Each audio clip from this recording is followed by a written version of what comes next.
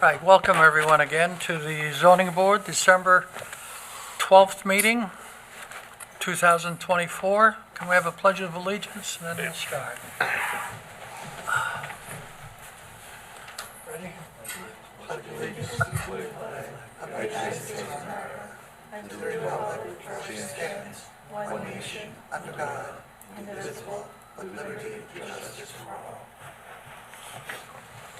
Oops. All right, we'll start with a little house cleaning. We have a adjournment first, Mr. I got it. It is on appeal number 2023-033.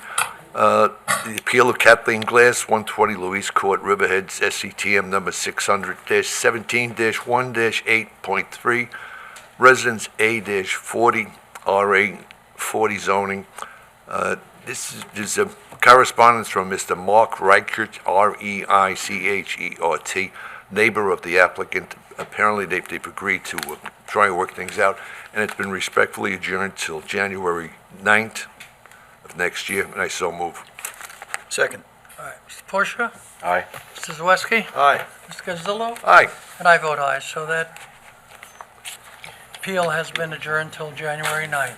I just wanted to make a correction. The correspondence from the neighbor was from Matthew and Deborah Sforza. Okay, The other Reichert was for a different appeal. okay, thank you. Okay. All right. Heather, you want to call them up, please? Sure. So we have appeal number 2024-031, Jason and Jamie Pastrano, 834 Sound Shore Road in Jamesport, Suffolk County Tax Map Number 600-8-1-8, Residence A40 zoning for single-family dwelling, in-ground pool, existing hot tub. Applicant requests variances and/or relief from Chapter 219-14A2, where proposed single-family dwelling, in-ground pool, hot tub are not specifically allowed development under 219-14 subsection B. All development in bluff area is prohibited unless specifically allowed by 219-14 subsection B. This was adjourned from November 14th, 2024. All right, you've been sworn, you don't have to be sworn in. Please state your name and address. Mr. Chairman, members of the board, my name is Anton Borovina. I am the attorney for the applicant, Mr. and Mrs. Pastrano, who are the owners of the subject premises. When we were here last time, we were asked to provide, and I believe we did provide, an amended site plan that shows the proposed construction to take place within the regulated area of the bluff. And also, we take into account, we're mindful of the proximity of the wetlands. With that in mind, we do have with us today Mr. Chuck Hamilton, who was the regional director, Region 2 of Stony Brook DEC, and is here to answer any preliminary questions the board may have, mindful that the matters pertaining to wetlands regulations is something that's more that's subject to CAC process. The amended site plan, and particularly the narrative, I believe explains that it is, from an environmental point of view, and for purposes of meeting the criteria of the town code, for applying for an area variance relative to the bluff, that the location, the proposed location of the pool at a depth of approximately 3 feet 3 inches, as compared to the depth of the home itself, which is approximately 9 feet 8 inches or thereabouts, and that the location, how the property is configured, that we believe that the siting of the proposed pool, and then landward of that, the deck, and then landward of that, the actual dwelling itself, is something that satisfies the criteria for this board for purposes of approving the area variance that we are requesting. We are mindful that we have to go back to, of course, to the planning board for its review. Mr. Hamilton has looked at the property. There was an indication, as we know from last meeting, that there might be a wetlands associated, located on this property. It turns out there is a wetlands. We are aware of it. Mr. Hamilton has flagged it already, but this is, and of course we will deal with it, and as we must before the CAC. But we ask the board as of now to unless there are other questions or issues, to approve the application, subject to, of course, further approval by the planning board and the CAC, and that we request our area variance be granted. I have our architect, our engineer here as well, to answer any questions the board may have regarding our application. So, Counselor, first I want to make a correction. Anne Marie, excuse me. Leroy, can you hear this? Yes. Okay, thank you, sorry. Counselor, first I want to make a correction. Go ahead. You started your introduction tonight that the Zoning Board of Appeals requested you amend your application. Instead, in the introduction of your application on November 14th of 2024, you volunteered to amend your application. And that's what you stated on the record. The zoning board hadn't even asked one single question, so it was your offer in your introduction. Oh, I think that's accurate. I'm sorry, yes. Thank you for that. You're absolutely correct. Yes, we volunteer. And Important distinction. I recognize that, and yes, we volunteered. The applicant stands ready to comply with all applicable regulations, including environmental ones, as we go forward with this project. But we have amended our application voluntarily to present our project in a way that protects the bluff and at the same time takes into account its proximity to the wetlands. Are there any other questions? So, Counselor, you would agree that the proposed pool, it was modified from 48 feet by 20 feet, 40 feet by 20, and the pool was slightly shifted back as was the house, agreed? Yes, that is correct. We stand by that amended site plan, Right. yes. But the entirety of the pool remains within the coastal erosion hazard zone. Well, yes, as does the existing structure, the existing house does as well. A portion of the A house. portion, and a portion of the pool, as following that logic as well, yes. Leroy, did you want to ask any questions before I go on? Not yet. Okay.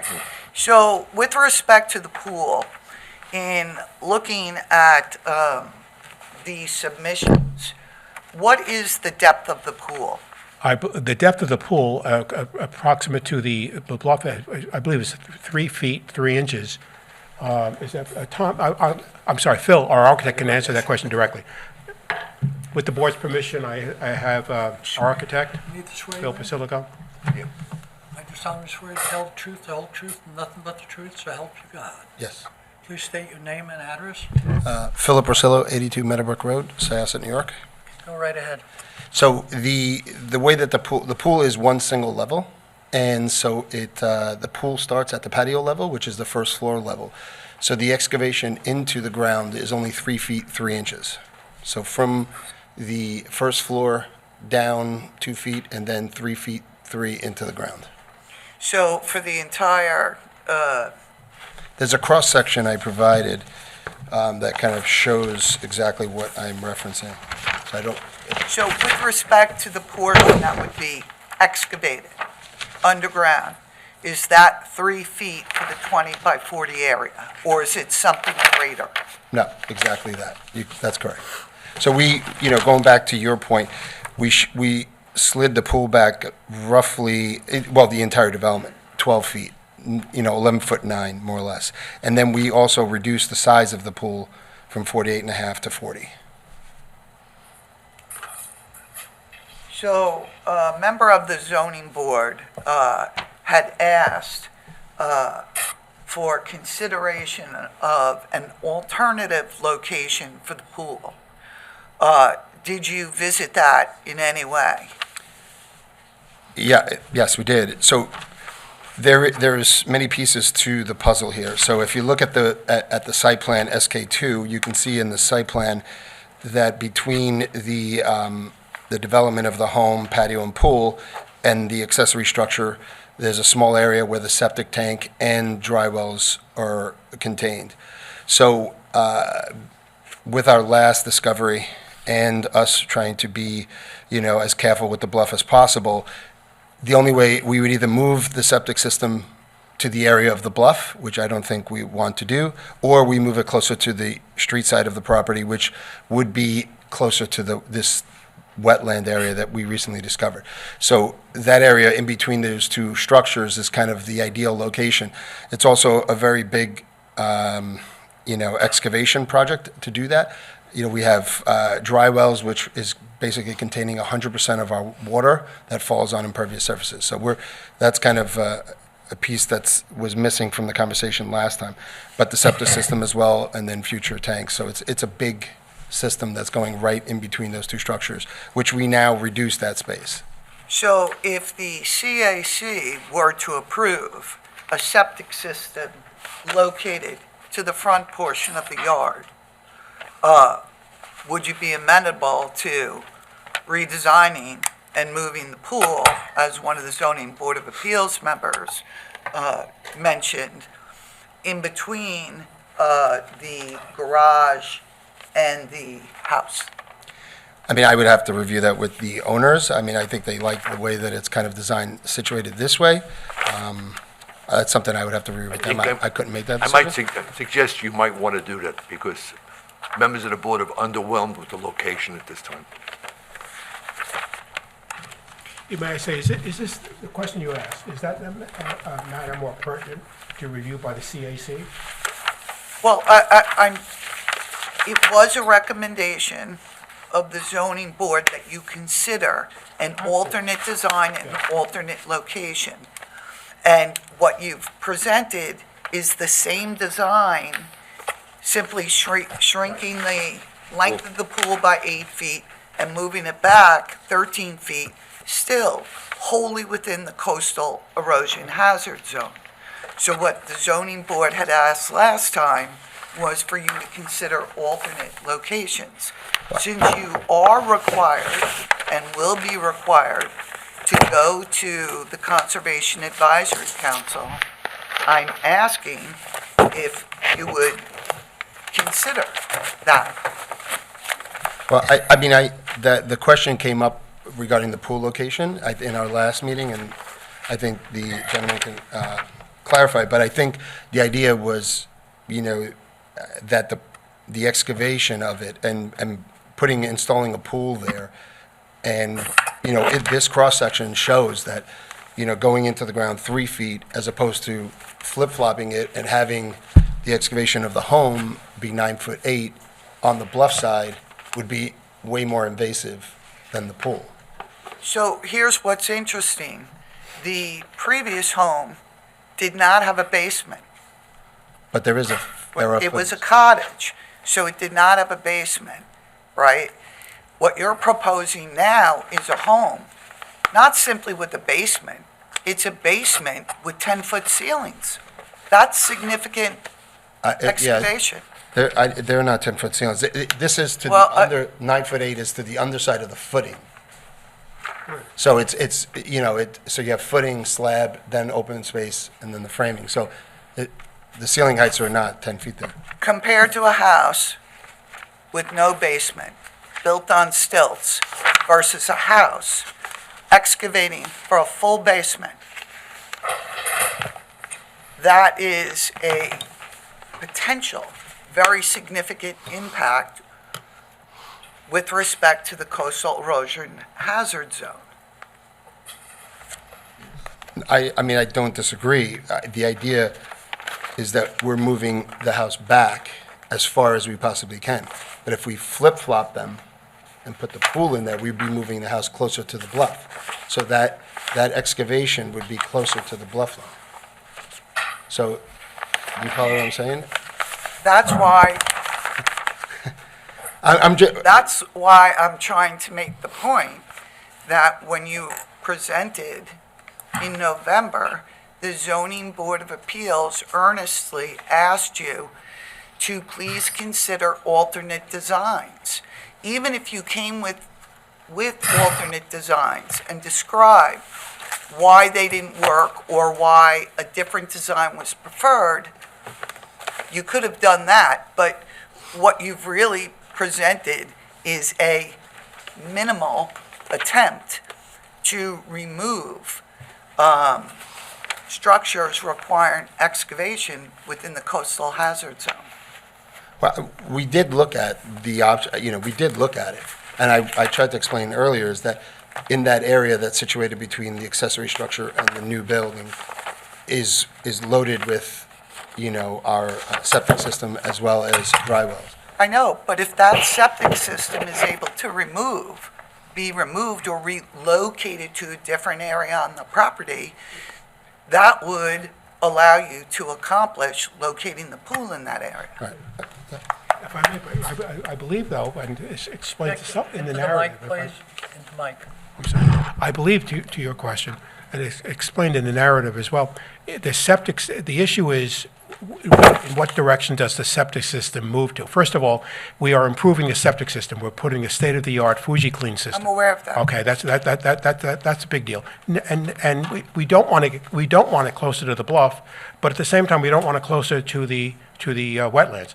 The compromise, the way to look at it then, the best alternative is where it's currently proposed.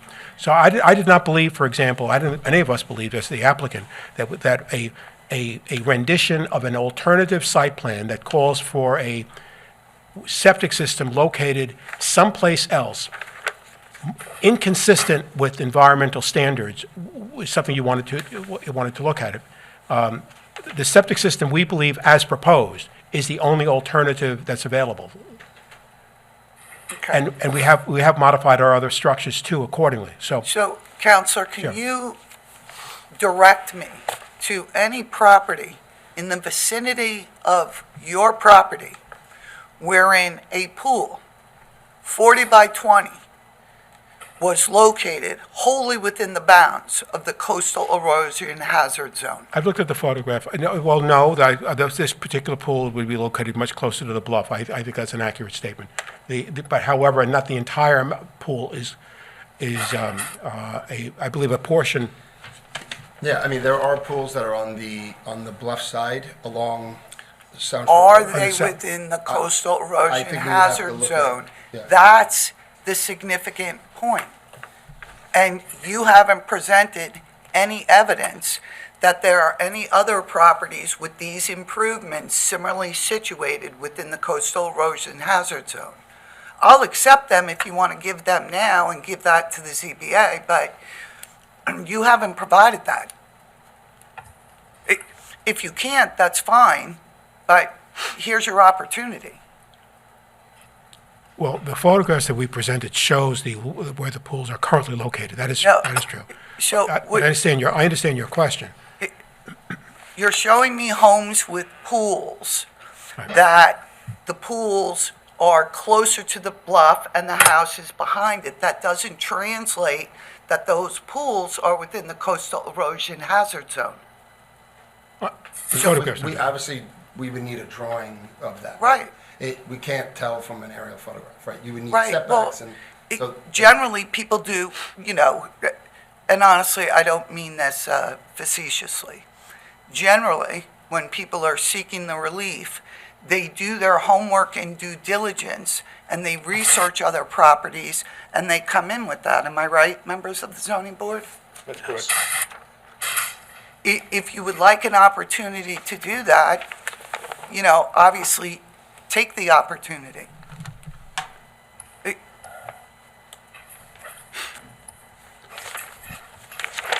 The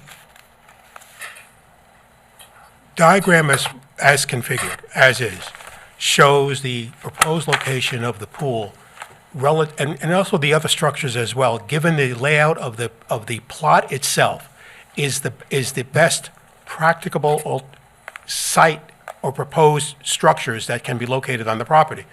For example, accommodating the pool so that it is consistent with the setbacks and the pool's located, I believe, two lots to the east of that, as one example. The pool on that other lot may be suitable for that lot, but for this property, how it's currently configured, the pool can really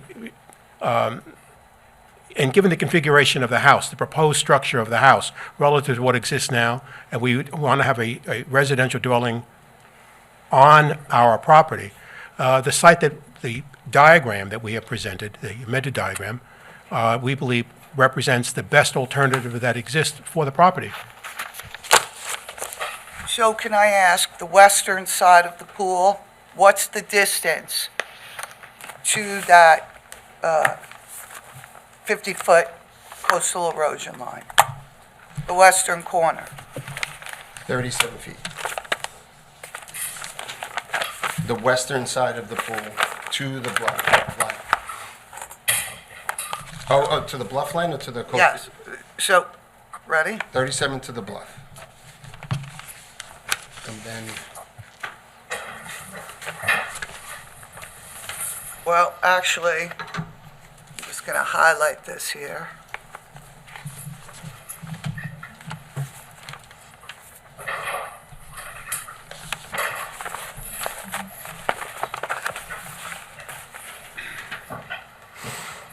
Justin, are you picking that up?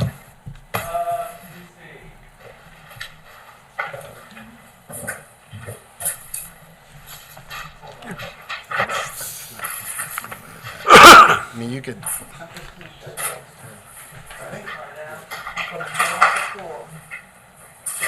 Oh, okay, 15 foot 3 inches. Okay. That's the eastern side, I'm I'm sorry. gonna, I'm gonna put it up on the screen. Yeah.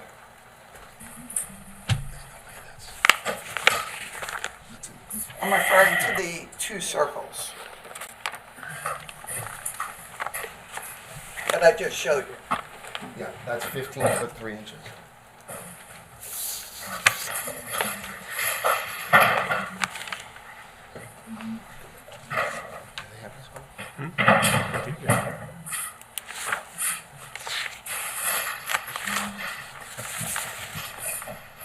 I mean, do you have this photo? It was part of my first submission. Yes, it was part of your presentation. Yeah, this is our site here, and these are two houses to the west.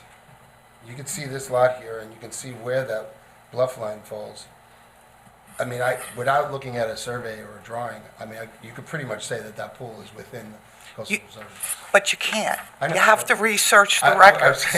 saying Because the coastal erosion hazard line on all the lots up in that area, you'll see that it's not a straight line.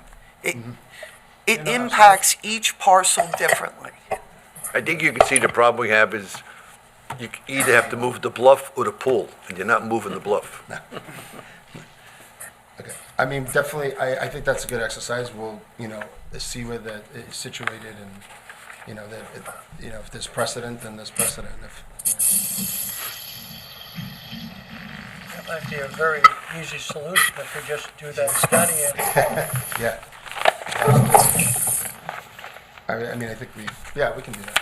I mean, we could see, where that falls and, we're trying to do everything we can to kind of minimize the impact and do this. I know, but exactly, minimizing the impact is taking the excavation out of the coastal erosion zone. Right, But you accomplish that excavation is going to occur, even if it was not you wanted to move the house backwards, results in excavation, even if the pool was not in play at all, it seems. The impacts are actually better by moving the house further away, which is what we propose to do. We're having a deck, not a patio, and then the house itself, all this is being located further away. Mindful, of course, yes, the pool is located within the coastal, within the regulated area of the zone, that's true. I don't want to go on in circles with you. The previous house had no basement. It was on stilts, right? Now you're proposing a house, excavating, full basement. Now you're proposing a pool, excavation. I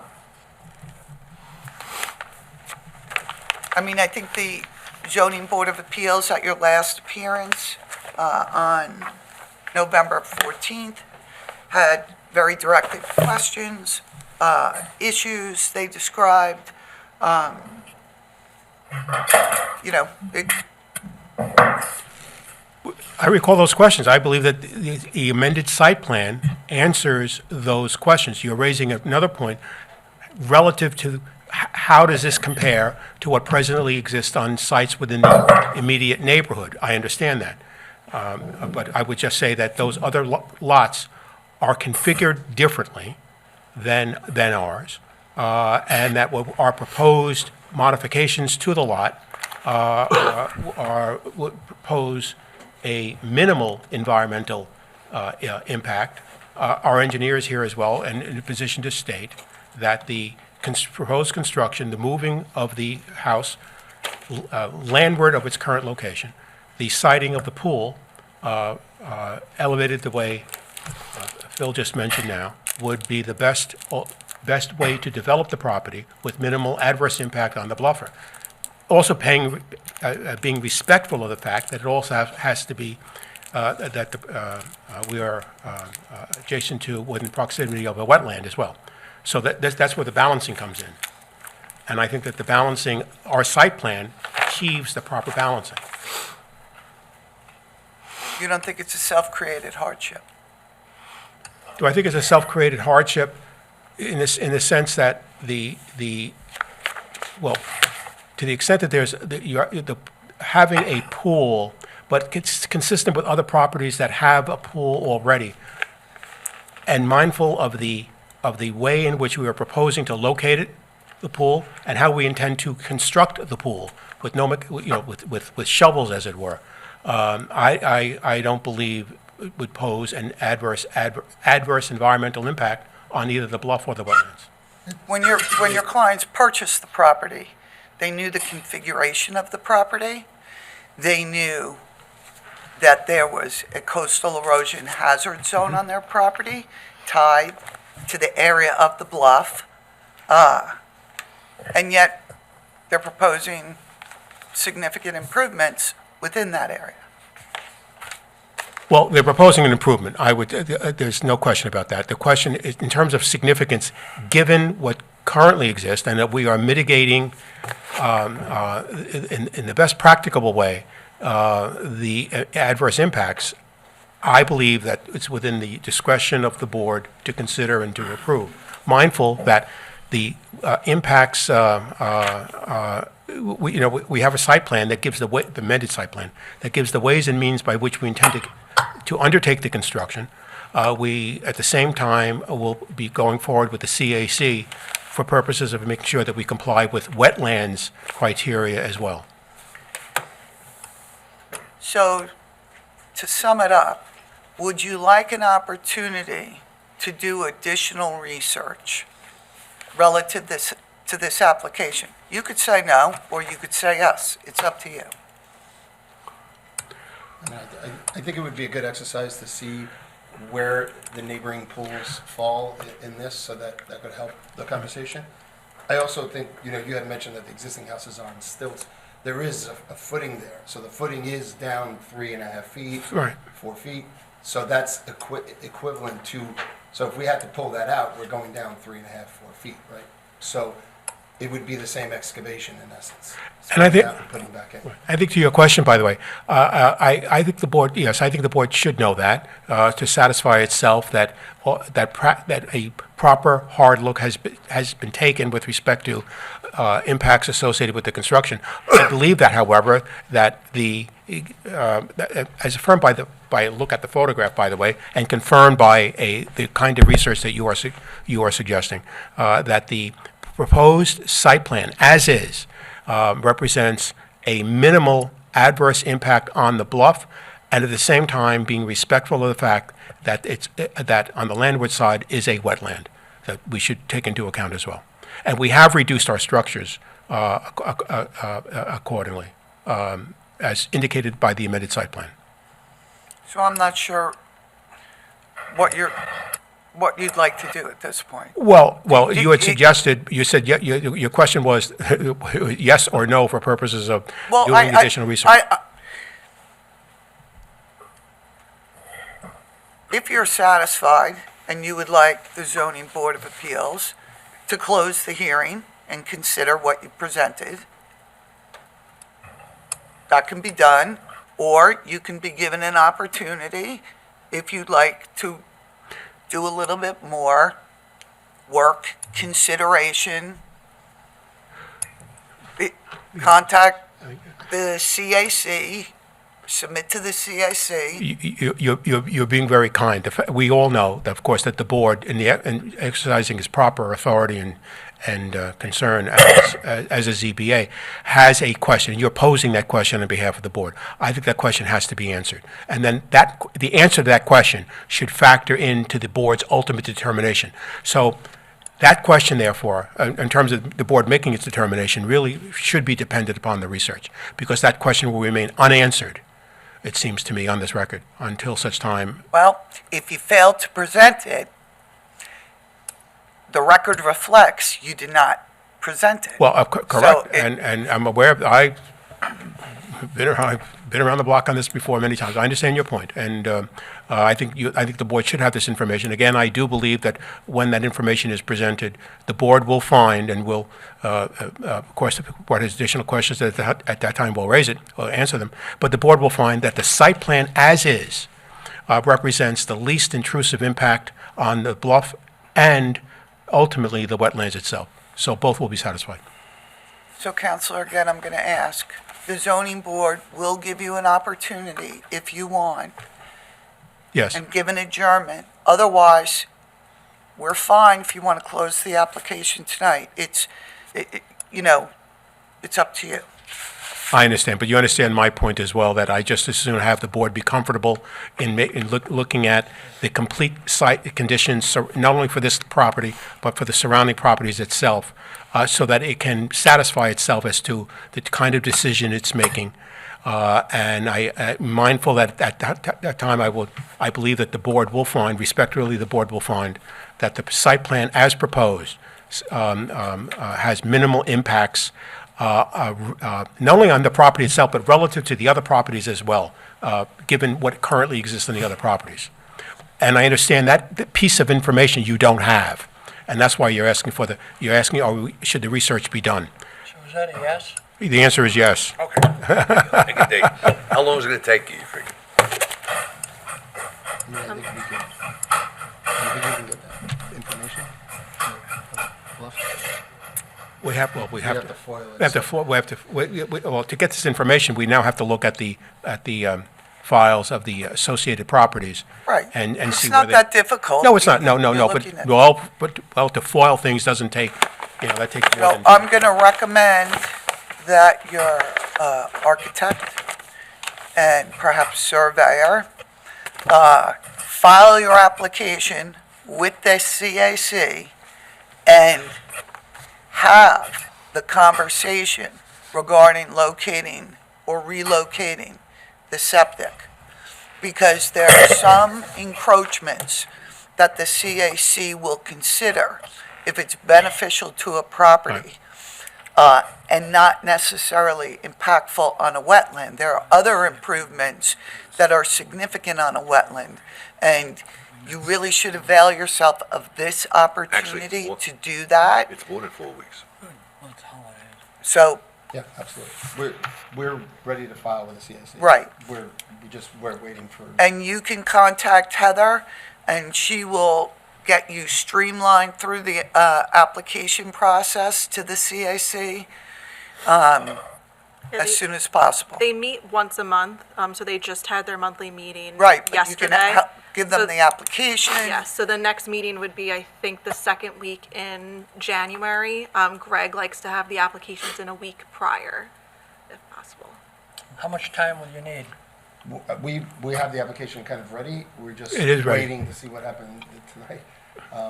We were kind of running them parallel, so to speak. And also, we're mindful of the We time. just discovered it. Yeah, mindful of the Let me time. just suggest constraint. the following, you said the second week they'll meet, Heather? Yeah, I believe it's the second Wednesday every month. All right, so the meeting, our next meeting, if that would be January 23rd, is that good for you? Yeah. That's the second meeting. Yeah, we have a January 9th meeting, and then we have a January 23rd meeting. Yeah, I mean, but By the 9th, I don't think that it'll be in place. I think 20 So, How about adjourn to January 23rd with the board's permission? Sounds good to me. Yeah, so move. Second. Right. Wait, Shut up. who moved and seconded that? Aye. Mr. Zawiski. Aye. Mr. Zilla. Aye. Mr. Burns. Aye. And I vote Is aye. anybody else, by the way, on this? If I may, if I would like to ideally, as you say, Heather, to get this information 1 week ahead of time, but I would like, Rosemary, if I may talk to you ahead of time, if you have any questions, I want to make sure at the next meeting that any additional questions you may have, obviously, you're certainly free to ask the questions you like, but we want to be in a position to answer those questions, hopefully to answer them to your satisfaction at our meeting on the 23rd. Mr. Boravino, I assure you, we want to move this case through. I know you, Thank you. I do. Thank you. Thank you.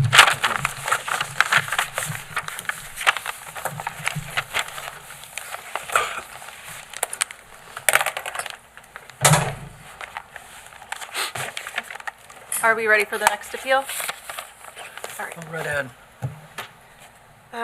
Next, we have appeal number 2024-032, Jeff Vega, 189 Park Road in Riverhead, Suffolk County Tax Map Number 600-13-1-19, Residence A40 zoning, for a proposed two-story addition and deck. Applicant requests variances and/or relief from Chapter 301-11, where proposed side yard setback is 6.36 feet. The minimum required is 25 feet, where proposed combined side yard setback is 32.66 feet, minimum required is 55 feet, and where proposed impervious surface coverage is 31.4%, and the maximum allowed is 15%. Your attorney? I'm not. Okay. You solemnly swear to tell the truth, the whole truth, and nothing but the truth? I do. So help you God.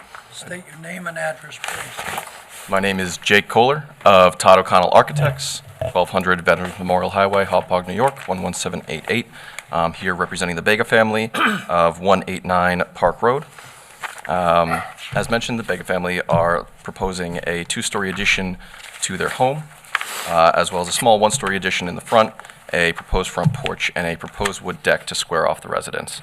As mentioned, the proposed side yard setback is being reduced from 21.8 to 6.36. The impervious coverage is being increased from 26.6 to 31.4, and as well as the aggregate side yard is called into question. The description of this public notice is a little misleading as far as the setbacks are concerned, as the property has a letter of pre-existing use of June 15th, 1989, which grandfathers this residence or this property into the previous Residence C zoning.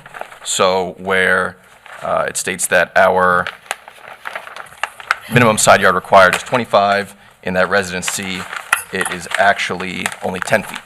So instead of approximately 20-foot relief, we're only seeking about 3.5 or so feet on that side. As well as the maximum allowed impervious coverage is stated as 15%. Per the Res C, it's 30%. So we're asking for a 1.4% relief in that impervious coverage. And also due to that new Residence C, or the grandfathered Residence C rather, the side yard aggregate doesn't even come into play. The minimum side yard aggregate is 25 feet. We're at 32.66. So we had proposed this addition on this side of the dwelling to construct a kitchen, breakfast nook, as well as a master suite second floor, as the new second floor. We took into consideration the entire property and where the best location to make this addition was.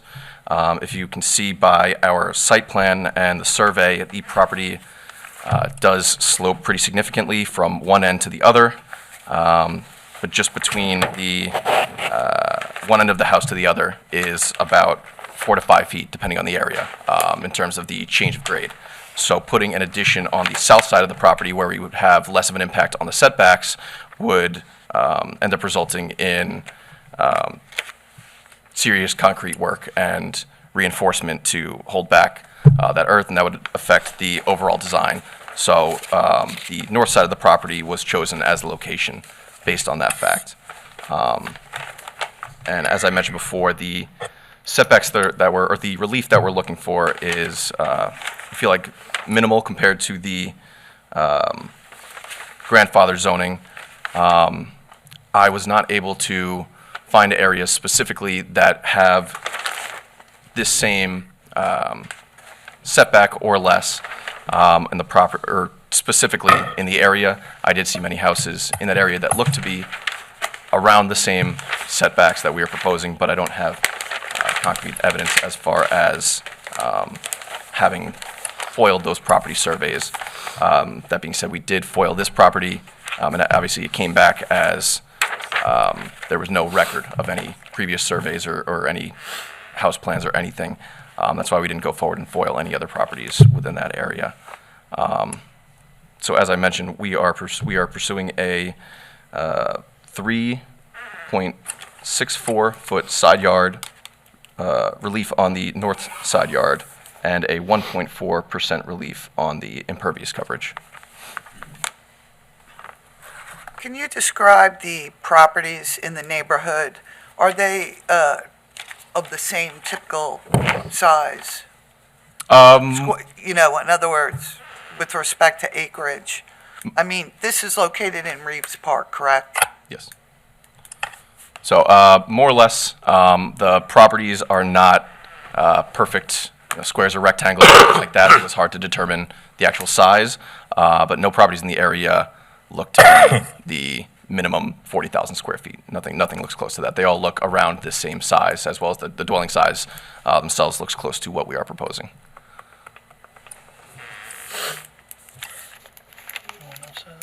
Anyone out there that want to speak? Yep, you have to come to the podium, please. You You have to go come to the podium. podium, please.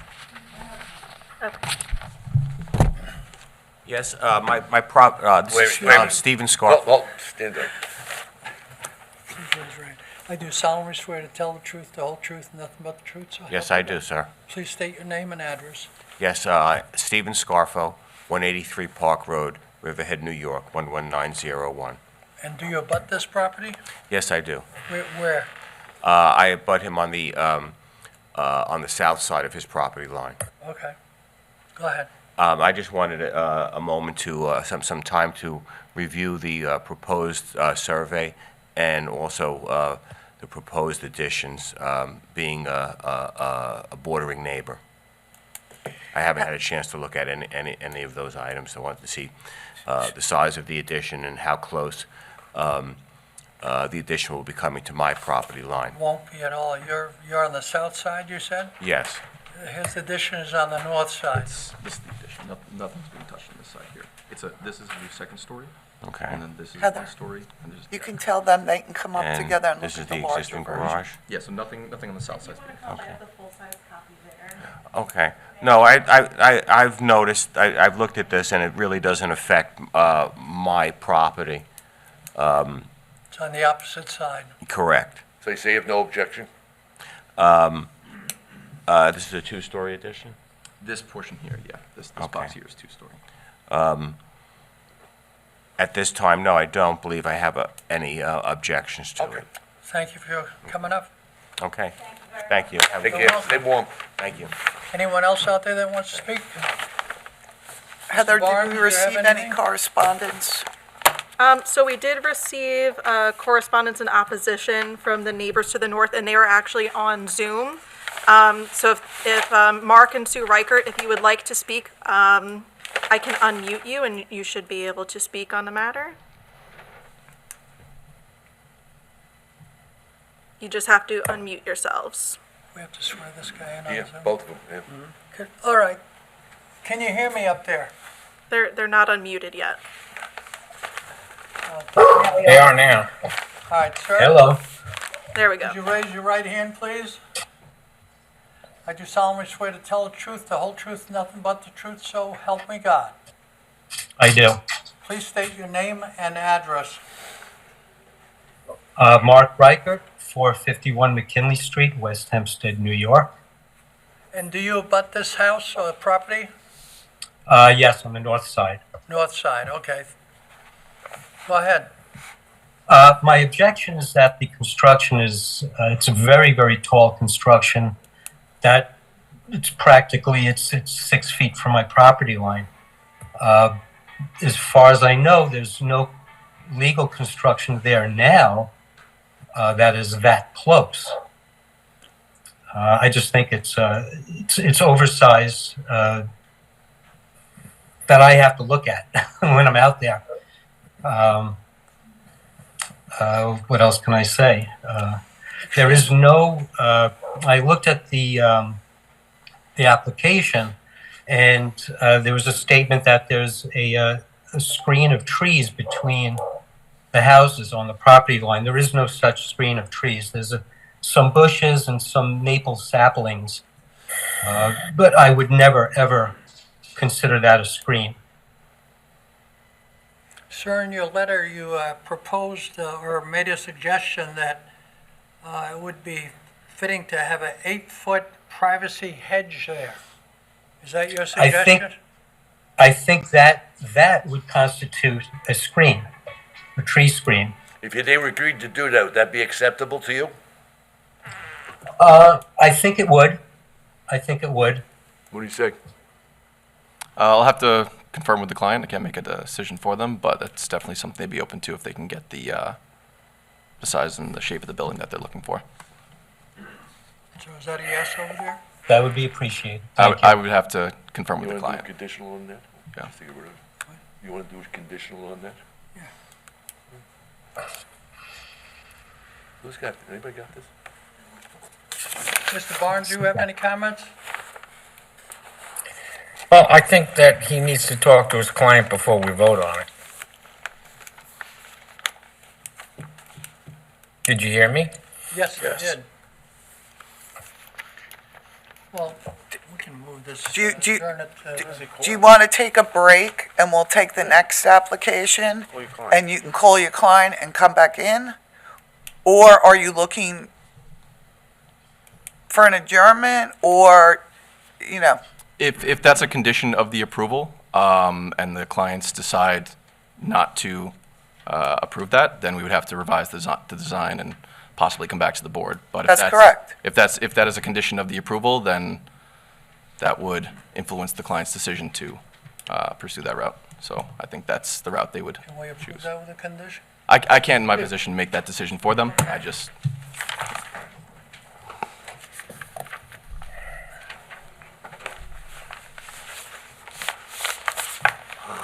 I can do this.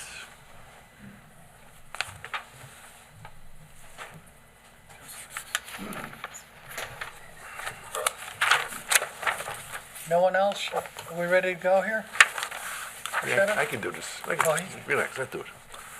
All right, Mr. Chairman, respectfully, I move that the appeal number 2024-031, the appeal of Jason and Jamie Pastrano, oh, wrong, I'm sorry, of Jeff Bega, B-E-G-A, 189 Park Road, Time Ribbon. out, time out. I can do this. Residence SCTM number 600-13-1-19, residence A-40, RA40 zoning, for variance and/or relief from chapter 301-11, where proposed side yard setback is 6.36 feet, minimum required is 25 feet, where proposed combined side yard setback is 32.66 feet, minimum required is 55 feet, and where proposed impervious surface coverage is 31.4% and the maximum allowed is 15%, be granted subject to the installation of a privacy hedge 8 foot in height, minimum. At the time of installation, evergreen plantings must be shown on revised surveys, and this is in accordance with the applications and its sketches with amendments thereto, if any, as filed with the building inspector. Second? Just, that privacy screen is on the north side of the property, correct? That's right. Yeah. Perfect. Okay. Second. Mr. Porsche, Aye. Mr. Zawiski. Aye.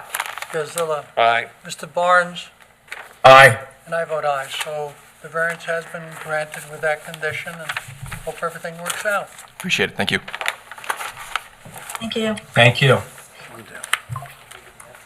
All right, Heather, you, Okay, next we have appeal number 2024-033, Prisco's Calverton Acres, 3674 Middle Country Road in Calverton, Suffolk County Tax Note number 600-99-2-12, Rural Corridor Zoning for a proposed minor subdivision. Applicant requests variances and/or relief from Chapter 301-65A, where proposed lot width for Lot 1 is 99.53 feet and the minimum required is 200 feet, where proposed impervious surface coverage for Lot 1 is 33.4%, maximum allowed is 25%, and where proposed lot width for Lot 2 is 181.71 feet, and the minimum required is 200 feet. hey, welcome, Mr. Good Cuddy. evening. Charles Cuddy for the applicant. I'd like to, if I may, just hand up the tax map.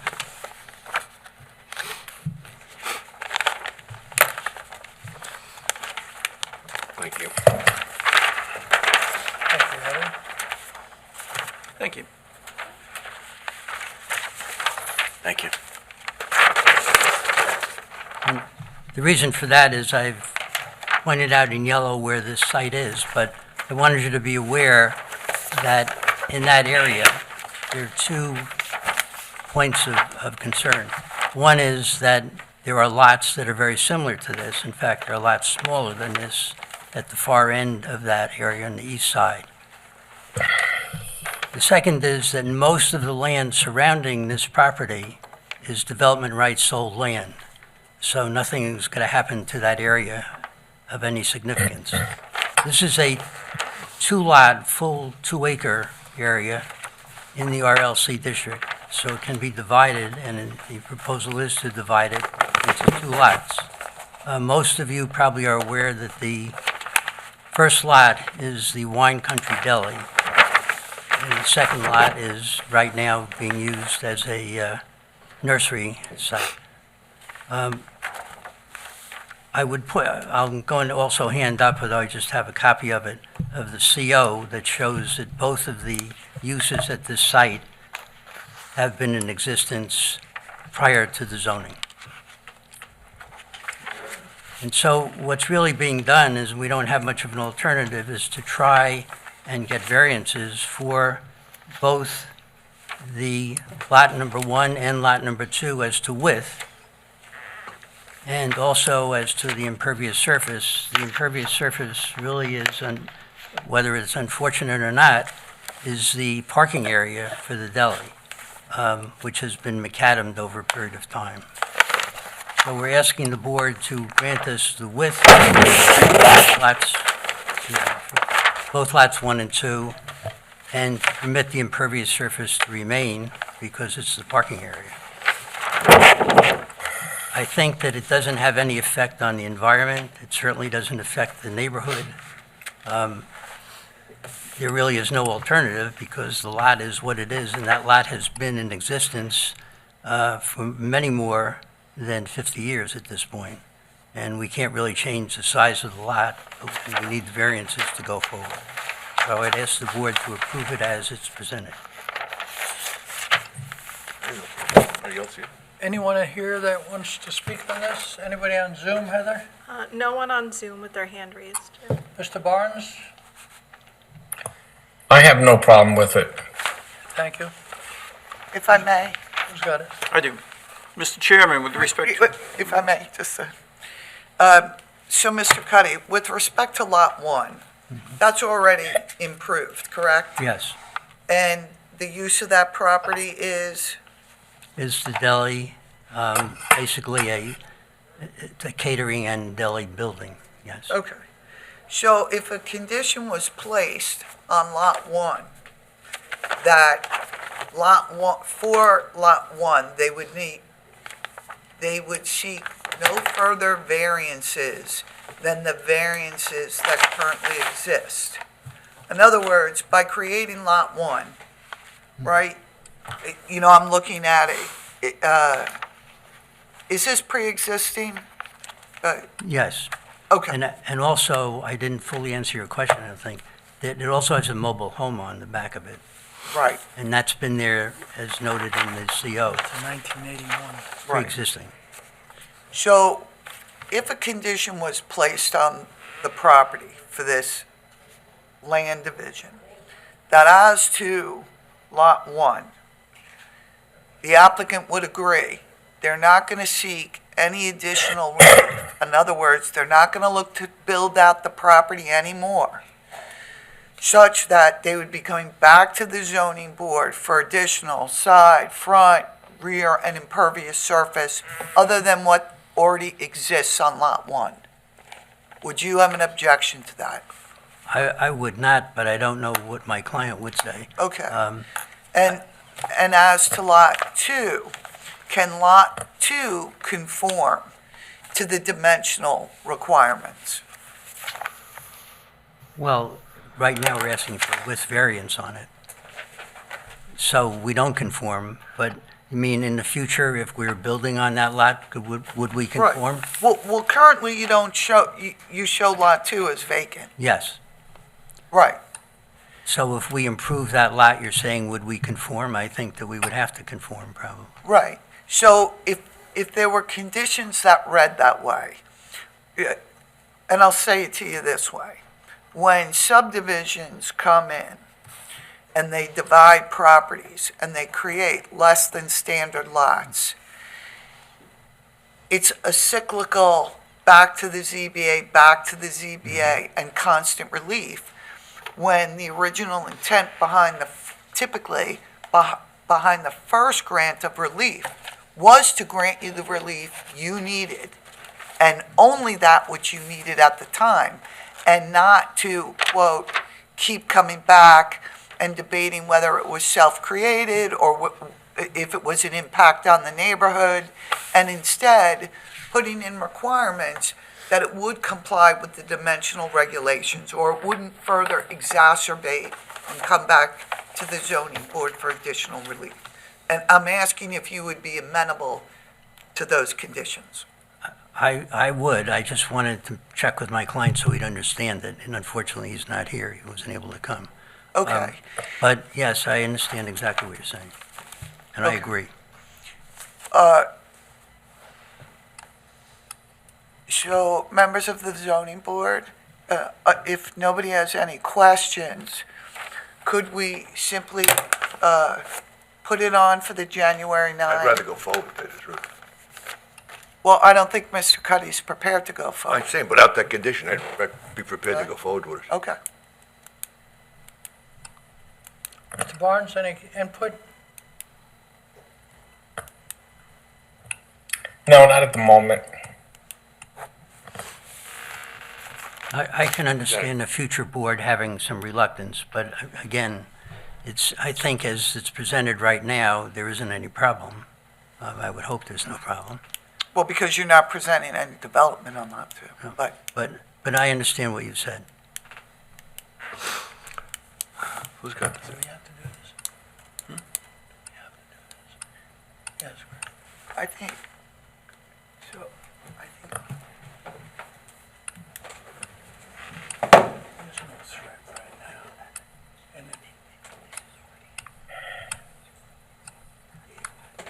We gotta move cases. You do what you want to do.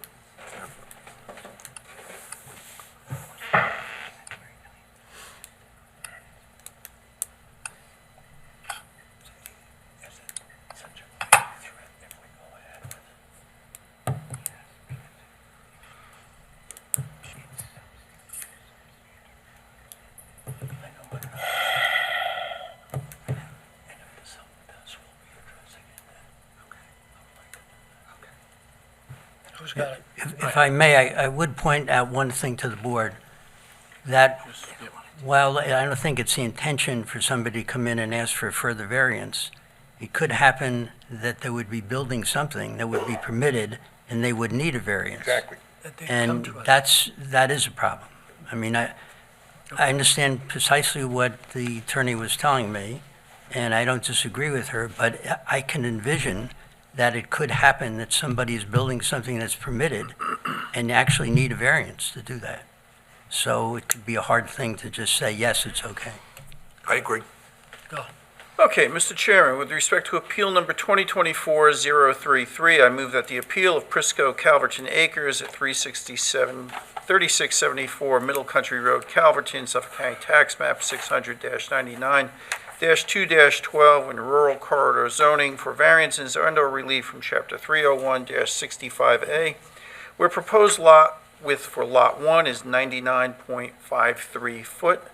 Minimum required is 200 foot, where proposed impervious surface coverage for Lot 1 is 33.4%, and maximum allowed is 25%, and where proposed lot width for Lot 2 is 181.71 feet, and minimum required is 200 feet, be granted in accordance with the applications and sketches with amendments thereto, if any, as filed with the building inspector.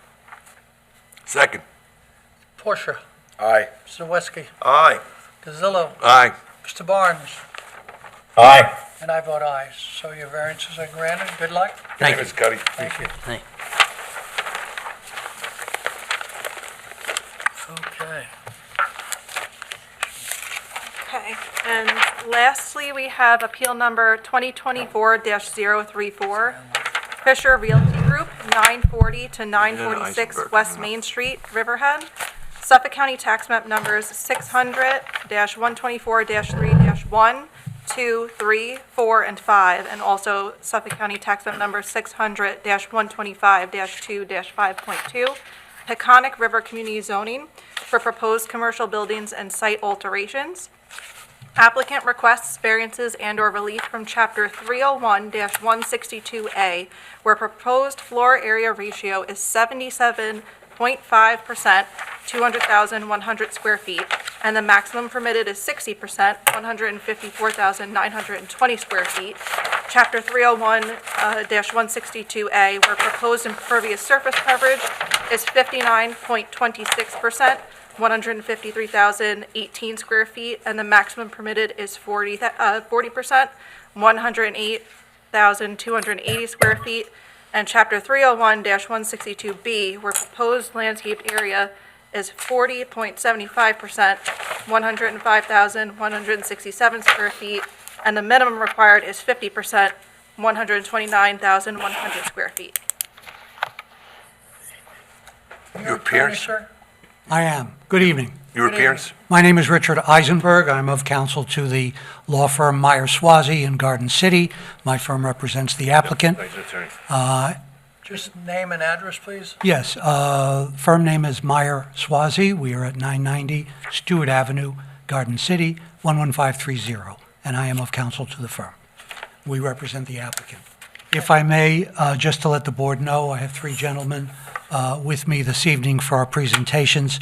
Mr. Frank Fisher, to your left, is the principal of the applicant.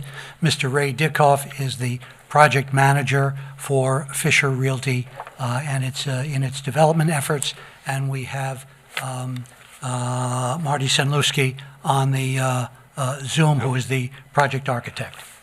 Marty still there? Yep. Very I good. don't know. Why don't see on Zoom? Yeah, he's on Zoom. Yes, sir. Okay.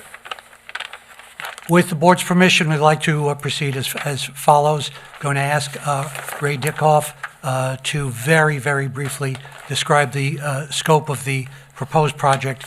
Then I'm going to ask the project architect to speak to the three specific variance requests which are on the agenda, and then we will, of course, be able to answer any additional and further questions as they pertain to the application. With your permission, I'd like Ray Dickoff to step up with some documentary materials for you. Okay. We gotta go moved to- up additional spare copies. We believe you have, Mr. or should Dickoff. have these materials, but for your reference. So, And Counselor, I apologize, I didn't get your last name. Richard Eisenberg, Thank E-I-S-E-N-B-E-R. Thank you.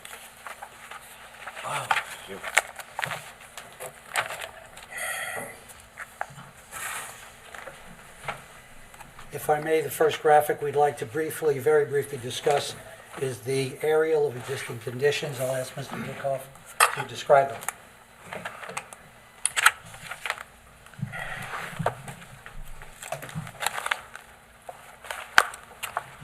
Good evening, Mr. Chairman and members of the board. Hold on, I'm sorry. Do you solemnly swear to tell the truth, the whole truth, nothing but the truth, so help you God? Yes, I do. Please state your name and address. Name is Ray Dickhoff. I'm from Aquabog, and I'm here with the Fisher Realty Group. Very good. Go ahead. Okay. Would it be possible for me to stand by the picture? great. Talk? Yeah, if you could just make sure you project into the microphone, that's fine. You can probably sit down, right, Heather? Yeah, that's fine. Sit down. This is an area, this is a, Oh, no? don't move the mic. Oh, sorry. Just speak into the microphone. Our proposal is a redevelopment of the old Blackman Plumbing Supply property. It consists of 6 parcels, which is the building right now, which was Blackman, and the image building next to it is part of this project also. So, Mr. Dickoff, if you don't mind, I'd probably like if you use the pencil and you can point to where the building is. This building here is the old Blackman Plumbing Supply warehouse. The building next to it is the imaging center. The property runs from these 6 houses here on Cottage Lane. Then it's these lots running all the way down, just under 6 acres, 5.9 acres. This property, in your package, you'll see that I provided letters in lieu where this property was fully developed prior to zoning back in 1965. The wooded area here is not, it was houses that were knocked down in 2011. So this property was fully developed at one time. The area is, if you look at Rayner Avenue here, we go to, this is a business. It's the McElroy's, I believe is the name of it, the music store. Then you have the Maple Tree Deli and catering business. Then you have the Rapid Recovery and the Collision. Then you have these groups of multifamily housing. I did speak with the owner of all these houses on Cottage Lane. It's owned by one gentleman who was very happy to hear that we were redeveloping next to him because it's a blighted area and we do have the homeless situation in there. To the west of the property, the subject property, this woods here is in site plan now. That's owned by the Riverhead Market, and they're proposing to do a supermarket or a small market area in that wooded area. And just a note for the record, our proposal is that there'd be a full demolition of everything existing on the property at the current time, starting redevelopment from scratch. So this, Anything else on the aerial? you have any questions on the area? Is that a actual area, it's, let's say today, or is it, how old is that aerial? No, it's not today, but it's this year. Can you tell me when from this year? I have a date on the file. No, this is when he, I got this from Nathan Colvin's surveyor. He printed this, but no, that's the day he printed it. Is it your best recollection that this was taken in 2024? Yes. And does it represent current conditions to the extent you are familiar with them? Well, we currently have, there's more tenants being occupying the building right now while we're going through our site plan process. But it's definitely a photograph of this year. So just to be sure, the only structure that's actually on there is the old Blackman structure and associated warehouse? And the building next to it is a separate building. Is the imaging. So that's what would be demolished? That would be demoed. Okay. And then, I'm sorry, any other questions on the aerial? Next, we'd like to show you the site plan. Briefly describe it so we can get into the variance request. all right, on the site plan, we have the shaded area is all going to be replanted as per the DEC's requirements. So that goes up the east side and around the back of the building, all the way down along the railroad tracks to the western edge of the property. Our proposal is on the west side. The first building is going to be a self-storage building, which, Want to put that up very briefly? So can I just ask you one quick question? On that east side then, so that would basically, where the DEC property would be, that would be a buffer against the back of those houses? yes, it would. And then, again, the west building would be the self-storage. Can I ask a few questions before you move on Sure. to the west building? Go back. So the building you described as self-storage, how many stories is that building? It's 3 stories. 3 stories plus proposed basement area for storage. And are all of the 3 stories proposed for self-storage? Yes. And approximately how many self-storage units would be within that? We have a designer on that. Frank, is that like 17? 717. And the proposed storage in the basement, what type of storage? Strictly for vehicle storage. Vehicle storage. This building is designed with a ramp for vehicle access to the cellar. The proposal would be for, exclusively for vehicle storage, obviously subject to state code and fire marshal requirements. We believe that, I think it's an 11-foot ceiling height, and we understand from our discussions with the applicant, Mr. Fisher, that there's a substantial need, especially for seasonal residents and other transients, to safely store vehicles, and that would be the exclusive use. It would not be similar to the standard public storage structure. This would simply be underground storage for vehicles, access to the ground.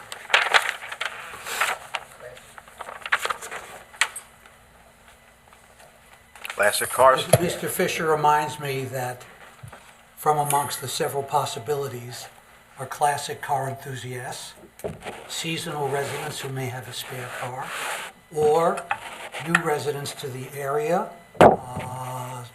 Certainly the town has embraced substantial expansion of multifamily. Those are going to be a lot of new residents. They may have a spare car that they don't want to immediately get rid of in coming from out of town.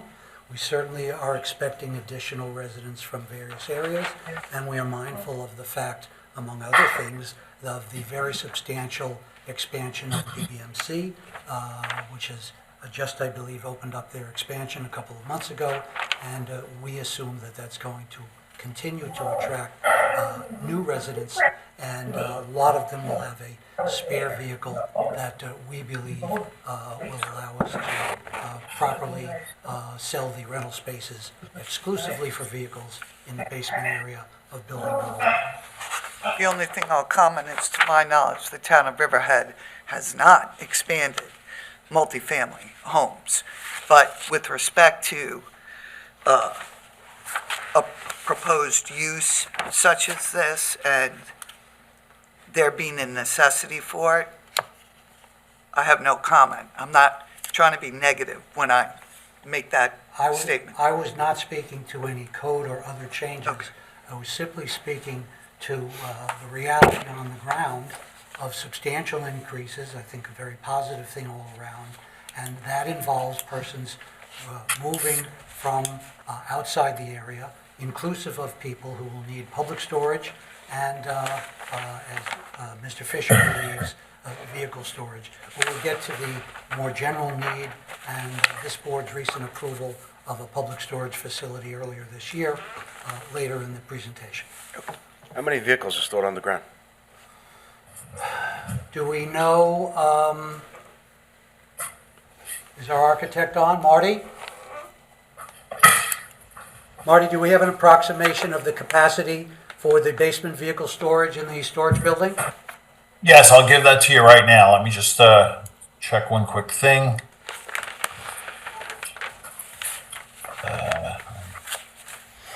Tony.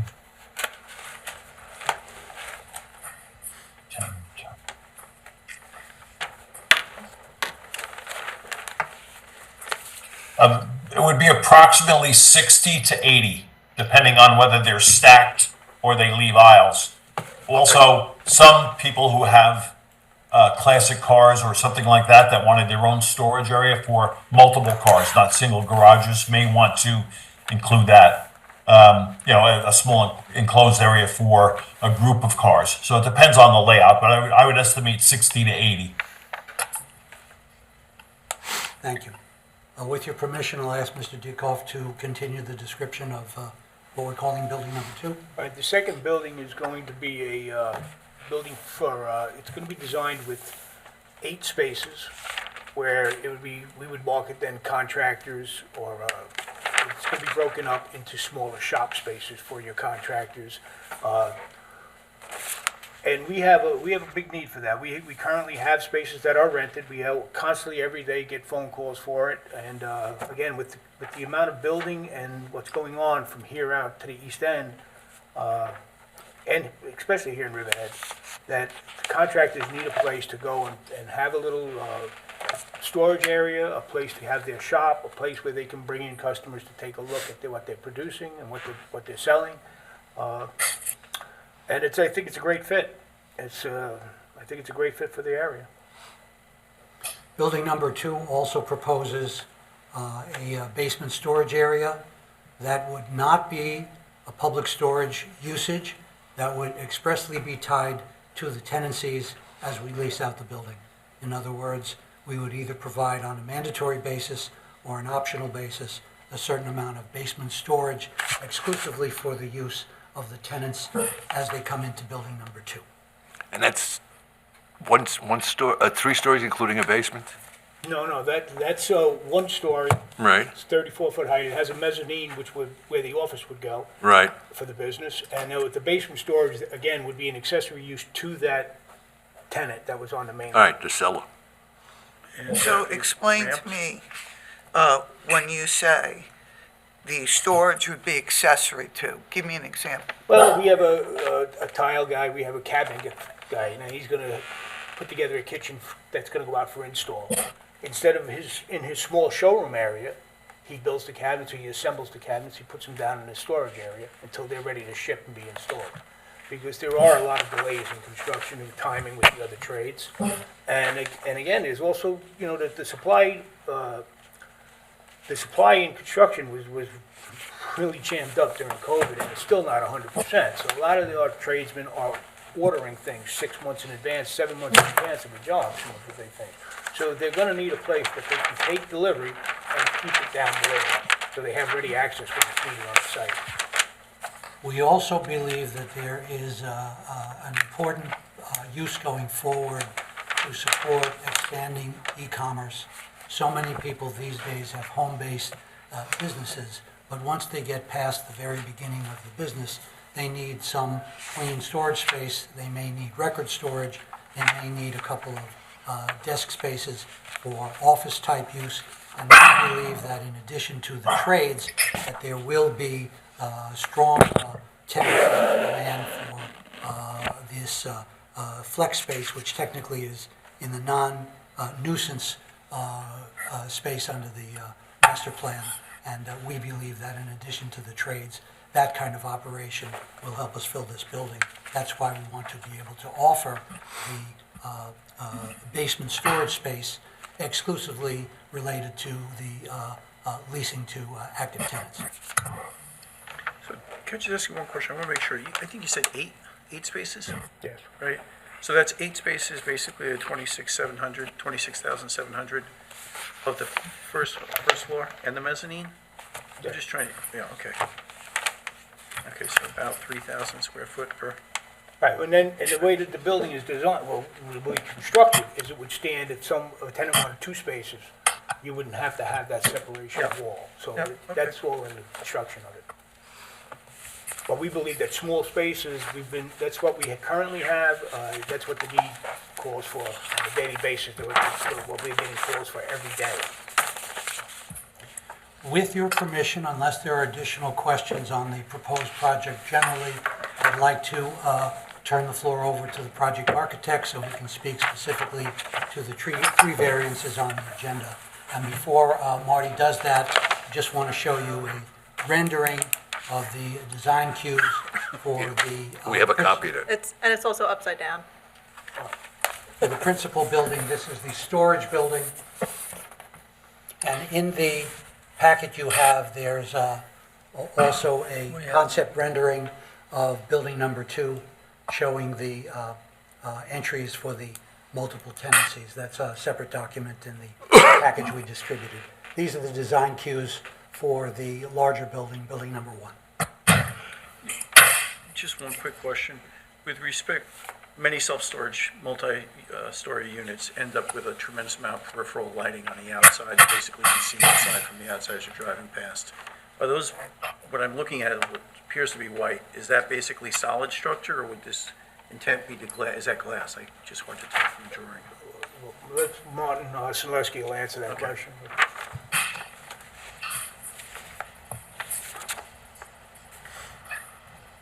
Marty? It's not glass. Hey, can you hear Marty, me? can you start by confirming that the white spaces on the exterior design are not glass, but rather simply white-colored exterior elements? That is correct. That is correct. I'm not the architect for that building. I'm the architect for the other building. We do have a specialist in the design of storage facilities, their engineering, their efficiency, their layout that is designing that building. But those are solid panels.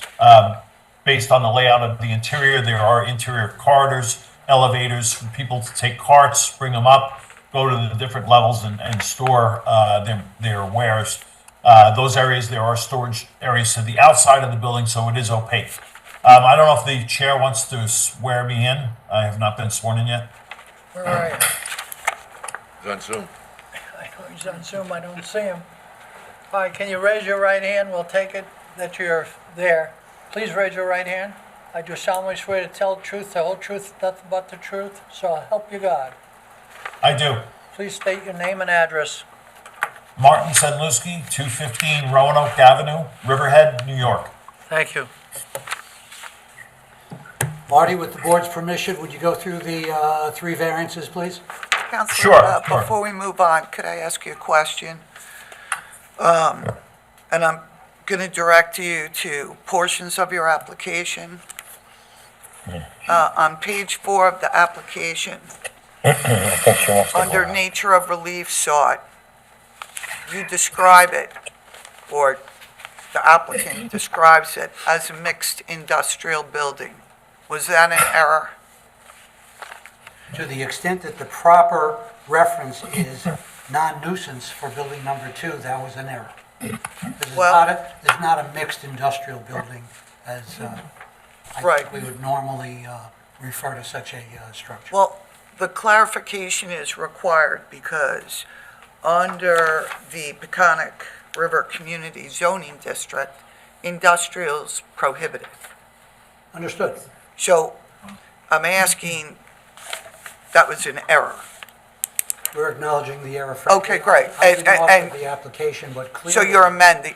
Clearly, amending. we're asking Right. to consider that amended. Right. And to consider building number 2 as non-nuisance uses, flex space only.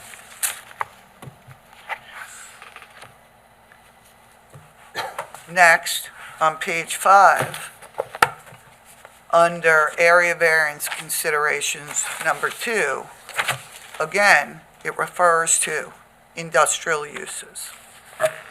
Again, we're requesting that that be deemed a correction. Okay. We are again looking for these variances in the context of a non-nuisance set of uses. Okay.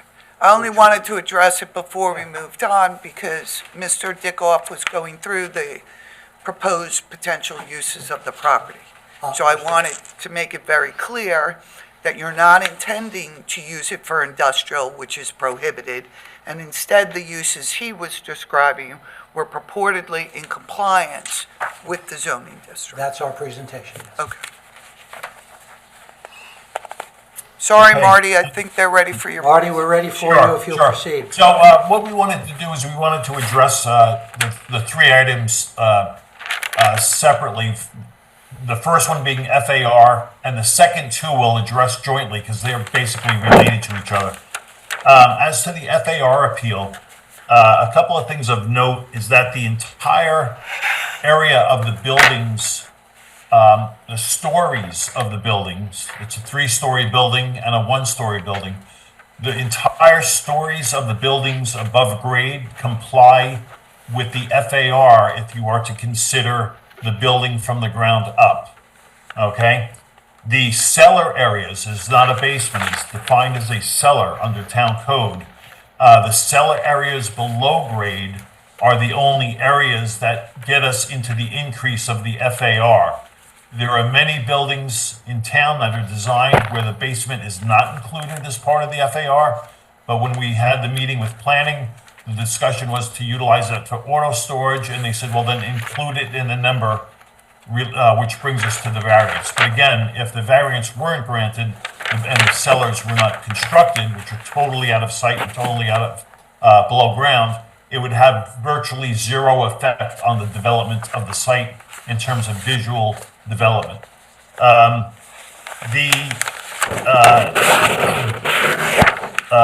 Area that's down below, the storage areas, in terms of the parking, only require 10 spaces of the total amount of parking on the site is for those cellar areas. So even if you eliminated them, you would only eliminate 10 parking spaces on the site. So again, the development itself, in terms of development, would not substantially change. When you refer to the town zoning code and they defines what a cellar is, also, I know the town's going to do some work on the definition of floor areas. I know there's a difference between floor area and FAR, but still there is a question about whether the cellar or a basement is included as part of that under the definition. I know for sure, because it's in the code, that a cellar is not considered a story of a building. That's under the definitions code, that it's any portion of a building between the surface of any floor area other than a cellar floor. So as far as the FAR is concerned, the development as it exists, with the exception of the cellar for the additional storage and very low impact use, is really not much of a change between that and not having a cellar at all. The development on site would be almost exactly the same. So, Mr. Sinlewski, are you challenging Greg Bergman's determination regarding the FAR? No, not at all, not at all. I'm just saying that the FAR for that cellar area, the cellar areas below grade are the only areas that affect the FAR as far as requiring the variance. Okay, The but just above to be ground floors clear, would not change a bit. you're not challenging his determination? No, not at all, Okay. not at all. And actually, the FAR numbers that appear in your application actually appear in the site plan that was submitted to the zoning board of appeals in the calculation table. True? Yeah, exactly, yeah. The cellars are part of the FAR. My only point is that if the cellars were eliminated and the FAR was not granted, you would still see the same exact project in terms of its mass, its height, its volume, and its parking, with the exception of 10 parking spaces. So that's what I'm referring to. Also of note, on a previous application that the zoning board had acted on last year, application 2023-009, that was for the storage area in Aquabog on the main road. And there was increase in building coverage, not the FAR, they were under the FAR, but they included building coverage to an extent where that was added to, and that was visual above grade, where it actually does change the massing of the building. So this application has less of a impact in terms of the development, in terms of its developed state at the end of the day, compared to previous applications that were granted for a similar request. Secondly, as to Marty, before you move on, can you give me the address of that property you're referring to? That's 61 Main Road. Yeah, it was the property right next to Dairyland on, across from the bowling alley almost, where there was a self-storage, site plan. I think the site plan was recently approved. The zoning, appeal was, zoning determination 2023-009. And for the record, the minutes of approval for the 6-1 Main Road storage facility are dated June 28, 2023. So as to the impervious surface and landscaping appeal, the two appeals really are somewhat directly related to each other. More impervious surface, less landscaping. So it's sort of a yin and yang, so to speak. This application, this site plan application, we initially had a pre-submission conference, and then we made an application on August 8th of 23. If you refer to Greg's report, his initial plan evaluation and report of the planning department, which is dated March 6th of 24, one of the requirements was that the planning board, had to make a determination whether or not the use of pervious pavers would be permitted, because the code allows pervious pavers, or allowed pervious pavers to be utilized if it was accepted by the planning board. At the planning board meeting held on March 21st of 24, the planning board did, by a poll of the board, approved the use of the drainable pavers as pervious surface, reducing our impervious area. Subsequent to that, on 8/6/24, Town Board Resolution 2024-704, the use of pervious pavers was omitted in terms of their use as pervious surface. Basically, what the code says now is that, hey, if you're going to use pervious pavers, gee, that's nice and it looks good, and the water drains through it, but you're no longer crediting, the town no longer credits that as pervious surface. It's now considered impervious. So the drainable pavers are now considered impervious surface, okay, under the code. After that, on September 4th of 24, we received an email from Greg that although our application was pending, although the planning board had already authorized the use of the pervious pavers, that we were going to have to amend the site plan to comply with the new zoning. So that happened after our application was already pending, and the planning board had, to some extent, already authorized the use of those pervious pavers. Interestingly enough, a couple of things that have come up since then is that this was getting confusing to us. Impervious surface, pervious surface, and we noticed that there seems to be a number of appeals where this comes up to this board. As a matter of fact, two of the appeals previous to us tonight both included impervious surface appeals. We understood that there are other appeals with impervious surface. I have other applications that we're working on now that we're going to have to come for impervious surface reviews because we can no longer use the pavers as pervious surface. In looking at that, just as an aside, I'm a member of the town's business advisory committee.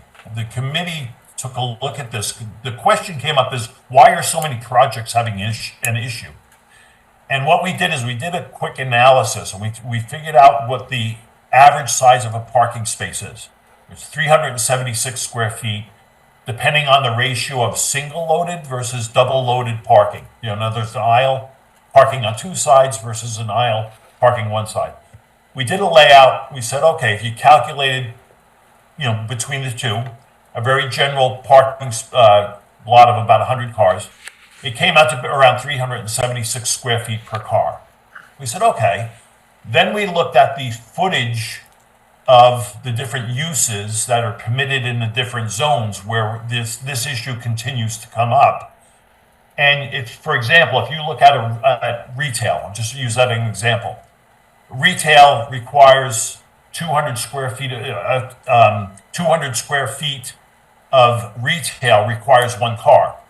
So for every 200 feet of retail, you need 376 square feet of additional land, impervious surface, in order to park for that amount of square footage.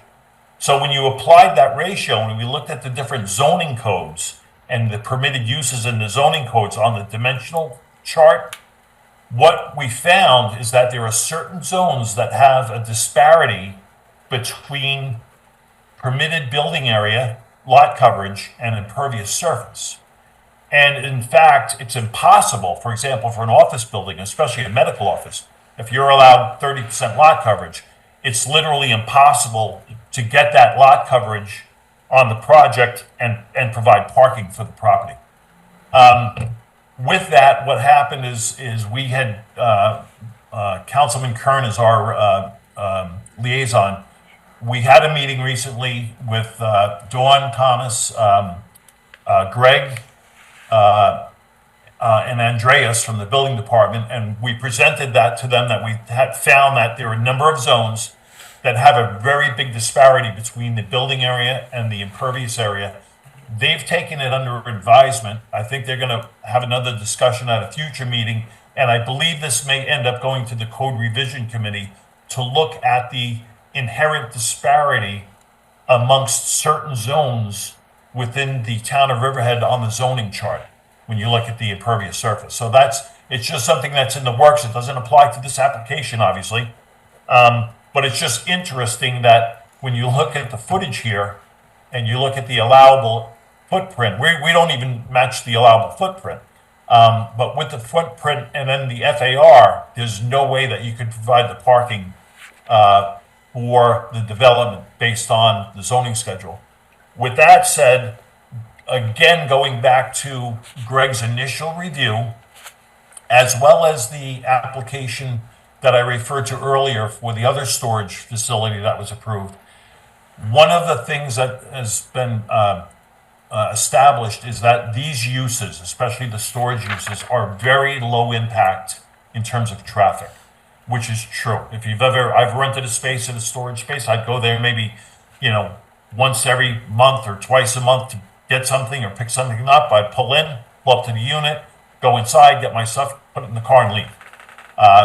Very, very low impact use, which is the case here. It's a very low impact use, and therefore, based on that, I think Mr. Eisenberg may elaborate a little bit more on any other zoning issues or concerns as to how we meet the requirements for seeking the variance, as far as what the needs are and what's causing them. We're hoping to move forward with gaining approval on the application. Richard, if you have anything to add, and then if there are any additional questions the board has, that would be, we'd be here to answer them. Marty, would you speak for a couple of minutes to the variance request for the landscape buffer? So before we get to that, can I Yes. just ask two Please. questions? So I listened to your presentation on impervious.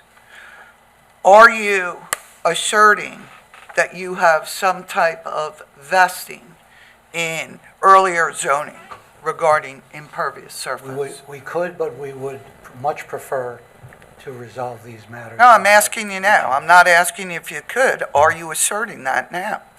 That were grandfathered by prior action? That you vested in site plan process such that you're entitled to zoning. I'm trying to decipher, is that what Mr. Sinlewski is asserting? I do not hear Mr. Sinlewski taking that position. Okay, so Subject Yeah. to Mr. Fisher, the principal, speaking contrary, I don't think we are taking that position. Okay. I would much rather get to where we need to get to substantively than to have to rely on a vesting argument. correct, so. Yes, if you definitely, would- in that the zoning has been adopted by local law. We are not grandfathered in because our site plan is not approved.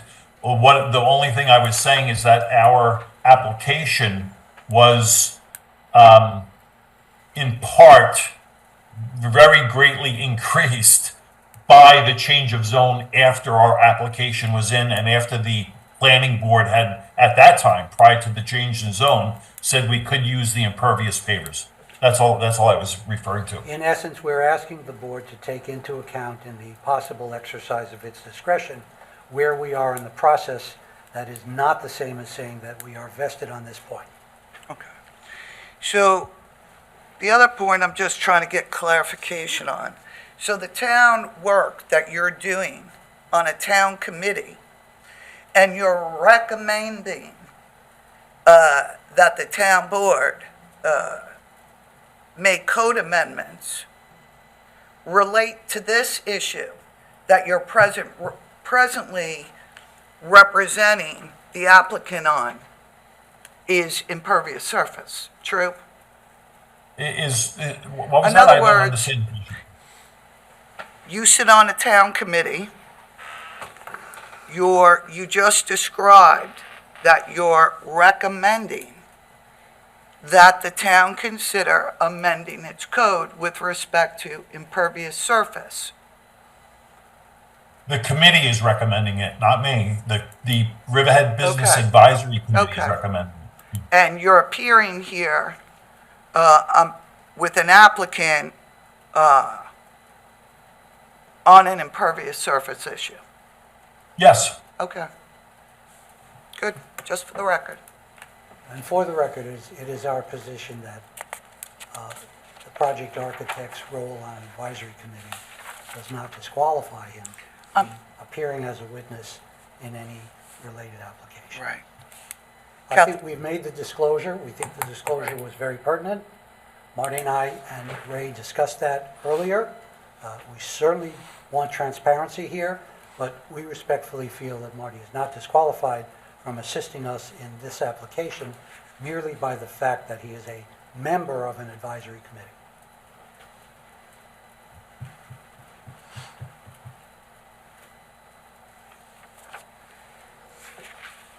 I believe Counselor asked Mr. Sinlewski to address the final issue. Yes, I'm sorry. Marty, if you would, I believe the last open item is the landscape buffer? Yeah, the landscaping? Yes, please. Yeah, that basically is relative to the impervious surface. So in other words, we're asking for more impervious surface, which is resulting in less landscaping. So we require the pervious surface for the additional paving, most of which is for the western building, the mixed-use building, is the one that requires more parking as opposed to the storage building.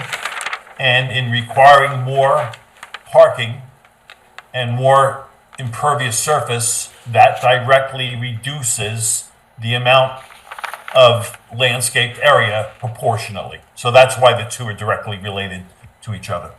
We believe that the bulk of the landscape buffer, which is shown on the proposed site plan, gives more than adequate screening and distance for the abutting residences. And then, of course, the northern boundary is up against the train tracks. And Marty, if you would briefly describe what we expect will be required to do by way of replantings in the area between the rear of the proposed buildings and the Long Island Railroad track? Yes, yes. As a matter of fact, that's actually a benefit to the project because in our preliminary discussions with the DEC, we will be required, if you notice the shaded area, although the shaded area doesn't represent all of the landscaping, the shaded area is a minimum area that the DEC is going to require us to revegetate and include native species to the river. So that will then eventually become a habitat. So it's actually going to be preserved space that will then become a habitat within proximity to the river. Thank you, Marty. So just a question on that. Is there any landscaping, softscape that's on the the western side of the property where it abuts the River Real Estate Associates? We don't show that on the plan. And then- Oh, we didn't show the landscaping plan. You know, we would still be required to go forward with, you know, the additional site plan review, landscaping plans. We still are going to require the approval from DEC as far as what they want us to put into the landscaped area. So all of that would be part of site plan, but certainly it is a landscaped area. As Ray had said, there's the plan for additional commercial development possibly in the future. But we did leave a buffer that is just about 10 feet, even though it's not required in a commercial zone. We still wanted to leave a 10-foot buffer area that could be planted with, you know, evergreens or something along those lines to buffer the area next door. We assume that whatever is finally approved for the adjacent westerly parcel, we will have, as Marty describes, more than sufficient space to meet any screening and related requirements.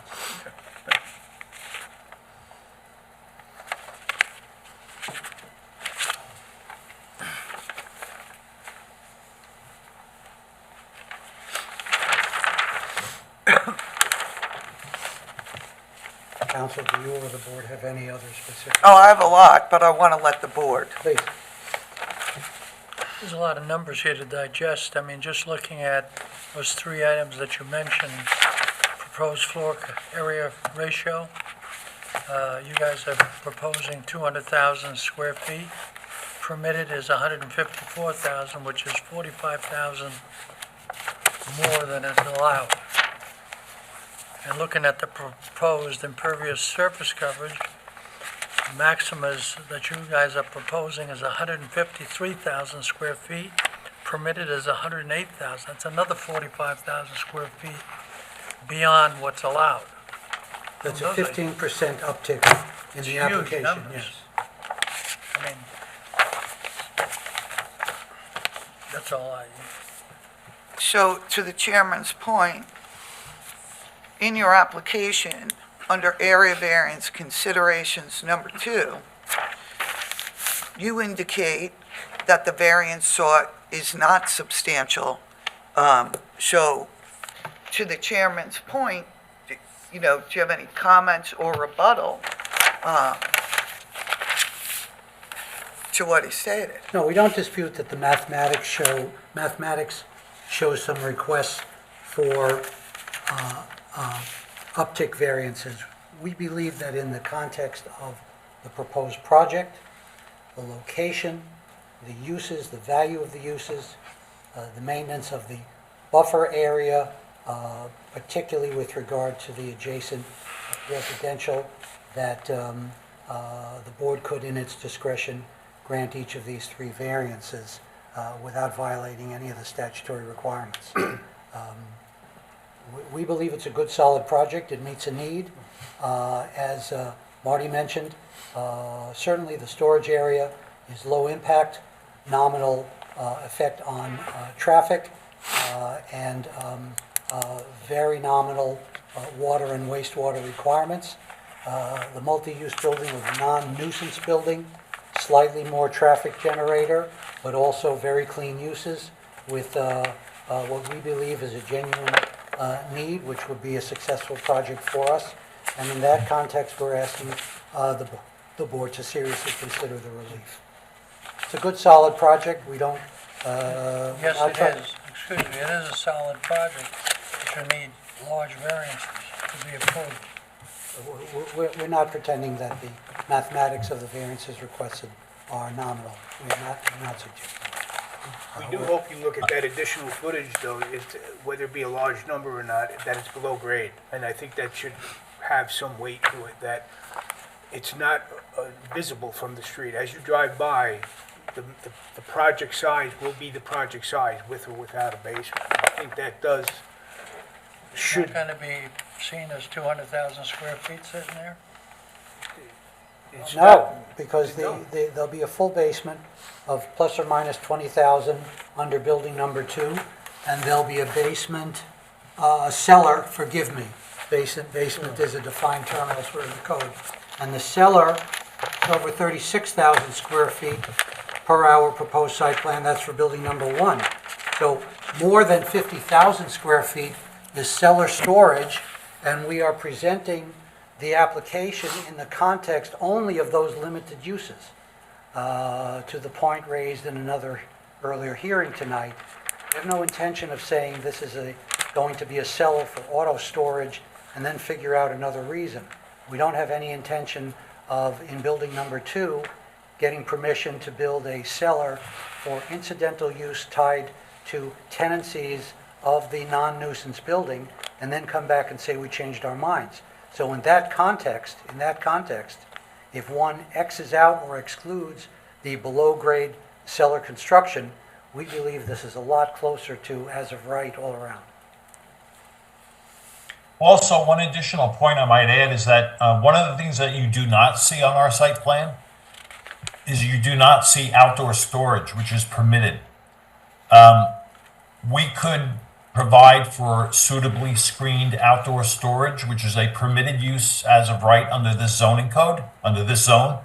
And we've chosen to take that outdoor storage and not go with outdoor storage. We basically have cellar areas below grade, out of view, that are going to be utilized primarily for the storage, especially in conjunction with the mixed-use building, as opposed to other applications that have come before this board, including the Lincoln Street warehouses that were actually a use variance that has screened storage. It doesn't have a basement. All their storage is in fences behind the building along the railroad tracks in screened areas. So in lieu of having screened areas, outdoor storage on site visible above grade, which were permitted, we're putting that in a cellar area that is out of view. So the purpose and intent of the Pecan River Community Zoning District includes to conserve the legislated ecological resources. And it is located within New York State DEC Wild Scenic Recreational Rivers, Community Rivers designated area, correct? Yes, it's our understanding that the plan meets the DEC requirements, but that we're looking for the variance at the town code level. Right. But the purpose and intent of the code is to conserve, protect the ecological resources in the area. And it provides for, in order to foster conservation, all commercial site plans shall have open space designated in such a manner as to have a minimum of 50% open space areas planted with native species or left undisturbed. It is our understanding that by the time we receive the requirements for the replantings of the currently vacant space, that the ecology of the total site will be increased, not decreased, because of the requirements we're anticipating for the area between the rear of the development and the railroad right-of-way. So, And I just want to emphasize, and not to speak out of turn, Mr. Fisher knows that's not a small amount of money. So the plan is mindful of the fact of what we would expect to be required to do and the cost involved in doing that, with the result that we believe, again, not speaking as any kind of expert, we believe from an overview point of view, we would be increasing, not decreasing, the ecology of the site. So under area variance considerations, number 5, you recite 2, FAR was added. Well, FAR was added in 2011. So it's certainly not a new amendment to the code with respect to the FAR. So I'm curious why that was written, that in somehow the statement FAR was added, therefore it was not a self-created hardship, when it was added back in 2011, prior to the current applicant's ownership of the property even. I think we defer to the project architect to see if he's got a response for you on that specific point, why we made that reference.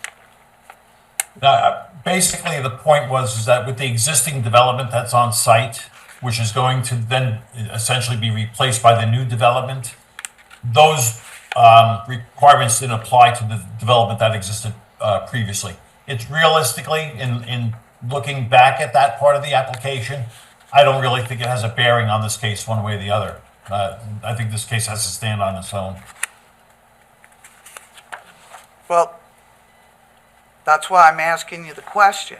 How does it relate to this application, the statement that FAR was added when FAR was added in 2011? I'm not sure how that supports the assertion that the difficulty is not self-created.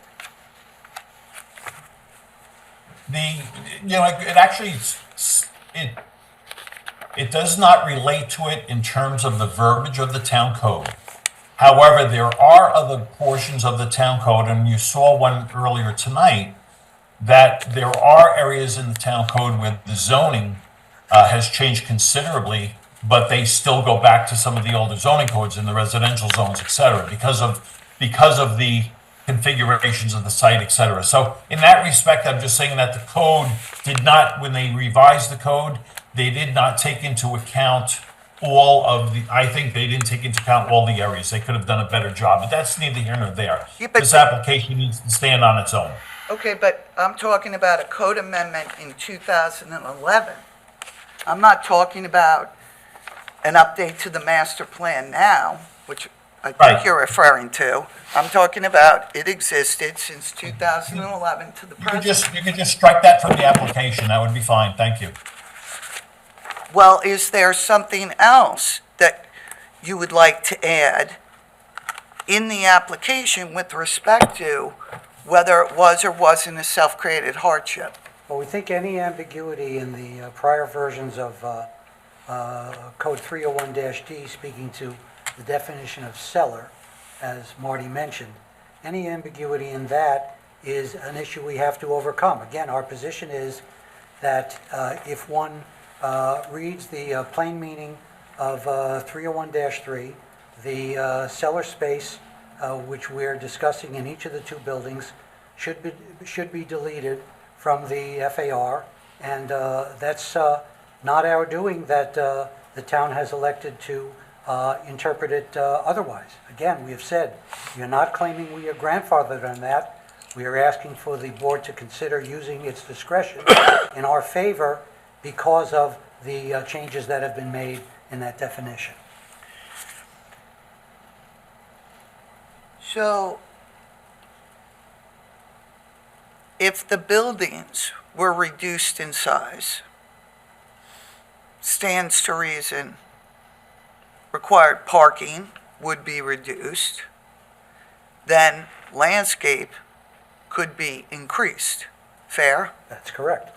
So, is there any consideration to reducing the size of the buildings such that it could either and/or minimize impervious surface and/or reducing the relief, rather, for impervious surface and/or reducing the relief for impervious surface and meeting the 50% of the open space natural area? If we could have some guidance from the board as to its sense of the maximum variance relief we could get, and if we could have a brief adjournment to keep this hearing open, we certainly would review again to see if any adjustments to the building envelope would satisfy the thinking of the board. If that was necessary to move the process forward and not be faced with an outright denial on one or all three of the requests. Sorry, may I just make a note This is a type 1 secret action. I believe the planning board is going to be lead agency or already has been designated lead agency. So the zoning board of appeals can't make any kind of determination until the environmental review has been completed. I don't know the exact status. Marty, do we have an exact status of the secret review? No, it's just being, it's under review now. It's being reviewed and it's been referred to this board for the variance. We always feel that it would be good to get variances out of the way first, because that will then subsequently change the scope of the review. If this board takes action on this and were to approve it, then it would be a review of the site plan as submitted. If there is a discussion, as is being referred to, and there were a subsequent version of a plan that reduced some type of impact that was amenable to this board, then that would dictate the review of that site plan. It's my impression from reviewing the last set of the minutes before the planning board that the planning board intended that we come here, submit our application on a dual track with the further work on the CEQA, and then come back to calendar to the planning board. So we do not believe we're here too early, and we don't believe that from the point of view No, of the I don't planning think board, Heather we're was saying. prevented. Yeah, I wasn't inferring that. I was just making the note that the board can't make a decision yet, but they can certainly hear you, and we're glad that you're making your case now, so. No, we understand that reluctance. We're trying to understand what, if anything, would be the guidance we could receive from the board. Obviously, it's advisory, it's not a judgment on the project, which would allow us to see if there are any possible revisions which would get us closer to the variances that would satisfy the board and still comply with the client's end game in terms of the finished project. Could this project, with its proposed uses, move forward and be redesigned without the requirement for any variances? It would be a very substantial change. Yes, it would. But Well, let me say this. As we all know, particularly in an environment of tremendous increases in construction costs, if one has a project which involves two structures and it's broken up and phased so that the second building is a contingency several years out, that changes the whole economics of the project. So while the easiest answer would be, we'll come back in 60 days with a revised site plan for the storage building only, that has tremendous consequences to the proposed economics of the project, what kind of rents we could get, how many years out it would be before we would receive any rents. So the short answer is, it's very tough. Whether or not, with our excellent architect's help and the flexibility of the client, we could come back in a relatively brief time with an adjustment to the envelope, particularly of Building 2, which would permit us to come back with a request for much more, significantly more modest variance requests. That's something we would need a brief adjournment of the hearing to determine. So in your description just now, you described it like a bifurcated process that really wouldn't be sustainable, like moving forward with one building versus the next. I wasn't suggesting that. I'm saying, overall, could the site be developed for the proposed uses described that meet the dimensional regulations and the provisions of the code? Obviously, you're talking about reducing square footage of one or both buildings. And what I'm saying is, if we had a sense, again, informal, of the maximum allowable relief we might get, we would work backwards from that and work with our project architect and with the client to see if we could resize, most likely building number 2, to get it to the point where our construction costs and our expected return would be satisfactory with a slightly reduced footprint. With a reduced footprint, which would be small enough so that whatever variances we would need would be within the realm of possibility before the board. We're talking about cutting back on building number 2, if that is what it would take to get the permission for the 2-building development. Now, again, Mr. Fisher and I haven't discussed this last item. He may say, no, I could figure out a way to do building number 1. But for the record, we are saying this is a 2-building development. As we have taken a few minutes to describe, and you've been very patient, we think it meets 2 distinct but important needs. My understanding is you'd like to get permission for the 2-building development, and what we're talking about as a practical matter is likely cutting back the final envelope size of building number 2 in order to come back with variance requests which would be acceptable to the board. And can you speak to whether there are similar buildings in size and scope within the, I'm not talking miles away, within the proximity of this development and within the same zoning? Well, as we know, there's a multiplicity of uses from the library west on 25, all kinds of uses. My understanding, and Marty can correct me if I'm wrong, we're, as of right, under the height requirements. We have a parapet in the design, which is also allowable. We're still under the maximum requirements. If you were to ask specifically, is there a 3-story non-residential building within a half-mile east or a half-mile west? I can't put that at this moment.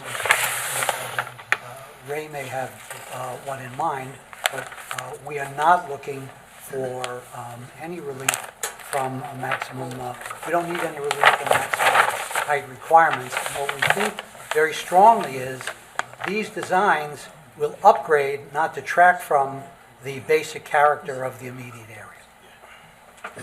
So Which is the- includes everything from my favorite restaurant to some really old commercial uses. Agreed. And To the restaurant. one-family homes and everything in between. So we are not trying to insert a cheap, low-level project. Mr. Fisher is very proud of what he accomplishes. I think he made that clear in a prior hearing here or at the planning board. Rather, the reverse is true. You see that the plan would be to upgrade the usage of the immediate area, not to try to slide in something that only meets the minimum. Yeah, also, on building 2, it is not in the same zone, but it's in the same area, which is down on Cromer, and it's under the same DEC restrictions. We do have pretty much the exact design of building 2. We have 9 mixed-use spaces, flex spaces for contractors, with a drive-down basement with a drive-down ramp that's been approved. Now, again, it's not in the PRC. Correct. But it falls under the same restrictions of the DEC. And what zone does that fall within? It's, I believe the change. It's industrial A, but it's changing to light industrial. Yes, I'm it's assuming you're referring to Right. 48 Cromer? Yes. Yes. Yeah. So, I know Mr. Sinlewski knows the history of this property, and he actually supported, back in 2010, at a hearing before the New York State DEC, the change for this property to go from industrial B to its present existing zoning. So the uses and the impacts are quite different along this corridor designated wild scenic recreational rivers, community rivers, versus, I'm sorry, Heather, what did you say, industrial C zone? It was in industrial A on the west side of Industrial A zone. Cromer. That's exactly why we presented what we presented. These uses are very low impact. Both uses are of low impact. Both of them meet the zoning. And again, the relief we're asking for, below grade on the FAR, is all below grade. It's not a visible, it's not something you see as you drive down the road, which was a concern for what you're trying to create, that corridor. The town has a zoning of 50% of this vegetation, which is 20% more than what the DEC is. And again, you refer to the DEC as the riverfront. We more than meet that. We're almost to 40%. Yes, we're not at 50, but we're almost to 40. So I don't see that as a large variance that we're asking for. Well, you just stated that you meet town code. You don't. That's why you're coming in for relief. Maybe I misspoke, or maybe you didn't understand what I said. I said the uses meet the town code that we proposed. The uses that we are proposing meet the town code. Correct. So that's what I said. That's why I needed the clarification that you did not intend, nor were you asking for industrial uses in this zone which are That's right. prohibited. Not at all. You had asked if there was something along these lines, and again, I started with, it's not in the same zoning, but it is the same design up on Cromer. And again, you don't see the basement, and it's needed. It's a needed use. So Cromer Avenue in that area, it's industrial A on both sides, correct? Yeah. And pretty much all the uses are improved and they're industrial, true? Right? For the most part. Right. In this area, industrial is prohibited, and it's a mix of commercial, residential, small retail. At least, that's what's described in Greg Bergman's staff report. And, I work here. I know the area. I mean, are you disagreeing with that description? No, not at all. No, I am. I'm disagreeing with it because from Raynor Avenue down, it's all commercial property. Like I stated earlier, the music store, then a deli catering hall, then Rapid Recovery, then North Shore Auto Collision. And the residential is not single-family houses. There's 6 houses owned by one person, one LLC owning 6 multifamily rental houses. That is not a residential neighborhood. That's a business. That's a business. And I don't see that as a residential neighborhood at all. Across the street, you have the market, you have that nursery, you have behind us is totally developed out with Riverhead Building Supply. The whole area is commercial. There's not any residential in this whole strip. So it's your position, if I'm trying to understand it, if the house is a rental home, that's not residential? No, that's not what I said. well- And I don't well, think I said. What I said was, it's not a residential neighborhood when one person owns 6 houses, 6 multifamily houses. And again, we did everything we could to buffer that strip of houses. That's as you see by our site plan. With respect, Councilman Ray, we're not asking either here or before the planning board for any changes of use. We believe building number 2 meets a need. We believe we will fill it. We're just talking about whether or not the percentages of the requested variances would need to have any modification before they are approved. We are not asking to introduce any usage which would be contrary to what is in the immediate area. And with respect to my good friend, Mr. Dickoff, from a physical point of view, the abutters are residents on a residential block. Yes, that is a commercial endeavor where you have a single owner owning 6 or 8 or 10 residences, which are themselves multifamily. The point we are making is the bulk of the landscape buffer is to give screening to the abutting residential tenants, and at the same time, that area will be preserved, and based upon what the architect has reported to us, the requirements we will need to meet for the DEC in the area from the rear of the development to the train tracks will be in effect a restoration, and we will have an improvement in the overall ecology of the site, not a detriment to it. So we are not trying to change the usage. We are not trying to wriggle away from the non-nuisance categories. On the contrary, we think that we can abide by the non-nuisance categories and fill every one of these spaces. And that's what we're asking for support for. Anne Marie? Yep. We've heard enough this evening.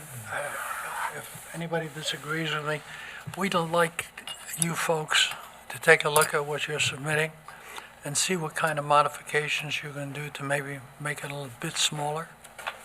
Is that any direction for you? It doesn't mean you have to do everything, but at least show what you can do. Because we're not going to get anywhere tonight talking all this way. Okay? Marty, about how much time would we need to request continued open hearing adjournment to allow you to revisit with us and see if there are modifications that Mr. Fisher could accept that would allow us to come back in for a more modest set of requests? Our first meeting will be December 9th, January 9th, because we don't have a meeting with Christmas and all that. So the same Either applicant that or the second week in January. has an that's fine. application on related to this property on the 9th. I'm sorry? Not that I'm personally aware of. I'm sorry, the same Yes. applicant?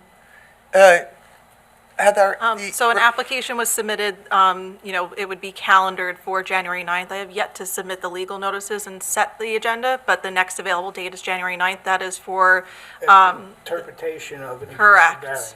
Yes. So, we wouldn't want to be on the same night, we would go. So the next available date is January 23rd. Yes, frankly, with the holidays, I'm going to speak on behalf of our project architect. I don't think we could meet, revise, and submit administratively in time to be back on the calendar on this matter on January 9. If, with Mr. Fisher's permission, we would be asking to go on the January 23rd calendar with the There is not, understanding, it's the 29th. excuse me, Is it 29th? No, it's the 23rd. 23rd? I think it was the 23rd, with the 23rd. understanding of the regular guidelines for submissions to staff a week ahead of time. Seems like you guys have a lot of knowledge. Everyone that spoke tonight from there, you got to figure something out. I mean, this is a big project. Can I just ask one last question of the counselor? Because I had this question with Greg, and I didn't agree with them, but we didn't want to address it. We just figured we would ask for the third variance. But under the item for the landscaped area, the requirement, what the code says, and I'll read it verbatim, it says, in order to foster conservation of scenic values, all commercial site plans shall have open space designated in such a manner as to have a minimum of 50% of open space areas planted with native species or left undisturbed. When we had first read that, I interpret that as being of your landscaped areas, 50% of the landscaped areas had to have natural vegetation. I didn't read it as 50% of the site requires natural vegetation because of the verbiage of the way the code's written. It says 50% of open space areas planted with a native species or left undisturbed. So what it's saying, the way I read it, was that it's not 50% of the site. It's whatever the landscaped area is, 50% of that landscaped area is supposed to be undisturbed or native species. Could you clarify that? no, I'm going to decline to. Greg Okay. Bergman is the zoning officer. Okay. It's his duties and responsibilities to make those zoning determinations. Okay, so if we were to add that as a request for a clarification by the zoning board, would we have to amend the application or because the zoning board is also in a position where it provides interpretations where you have an applicant who doesn't agree with the way that the code is being interpreted? I'm aware of that. After all, you have an application that will be on the January 9th agenda requesting an interpretation. So I'm aware that the zoning board, I just didn't know, so, all right, so we'll proceed the way we are. I just read it differently I than think we have Greg the did, that's answer all. on that point. No, and it's At not this worth the point, rest. we're requesting that listing- the, forgive me, I'm sorry, Yes, Marty, it's go not, ahead. it's not worth it at January this point. 23rd. We'll proceed with Okay. the revision. January 23rd, we'll see you folks again. Have a good evening, thank you. for your Bring time. your best game. Right. We're gonna even. Always. May you have a great holiday and have You a as well. healthy New Year. Likewise. Happy holidays. Yes. Good night, Leroy. Thank you for your time Leroy, tonight. now wait. You're welcome. Leroy. Don't sign them off yet. No, you guys can, go ahead. We have minutes, if you're interested. No, we got more work to do. Okay. I'm just stretching my legs. Good. You guys have a good night. Thanks again. Get it done. We'll see you in the new year. Hopefully, God willing. yes. What is your favorite restaurant? Tweeds? No, the country, Kitchen. Oh, yeah. farm country. I love the food there. I thought you were talking about me. Who knew it would? No. Who knew it would be on that unusual block? I can get my oil changed and go have lunch at the same time. Let's get this over with. Yeah, I'm trying. Yeah.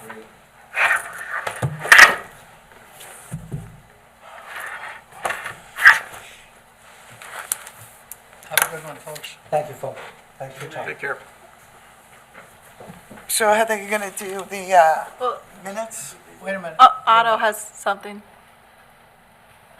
Whose is this? Leroy, Mine? can you hear us?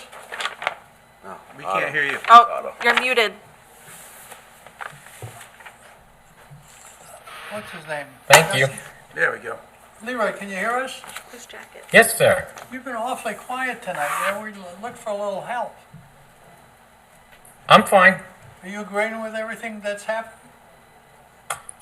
Yes, it was a good way to go about getting it reduced. Okay, we have to make a motion to, Oh, yes, we're adjourned. Somebody make a motion to adjourn, whatever the... do we want to adopt the minutes from November 14th? So moved. Thank you. Second. All in favor? Aye. We Aye. can adjourn this proceeding to the We did January... Yes, we did it already. We did that. Did So we now go? we can close and adjourn. Motion made to adjourn. So Motion. moved. Okay, all in favor? Aye. Thank you. Aye. I need to talk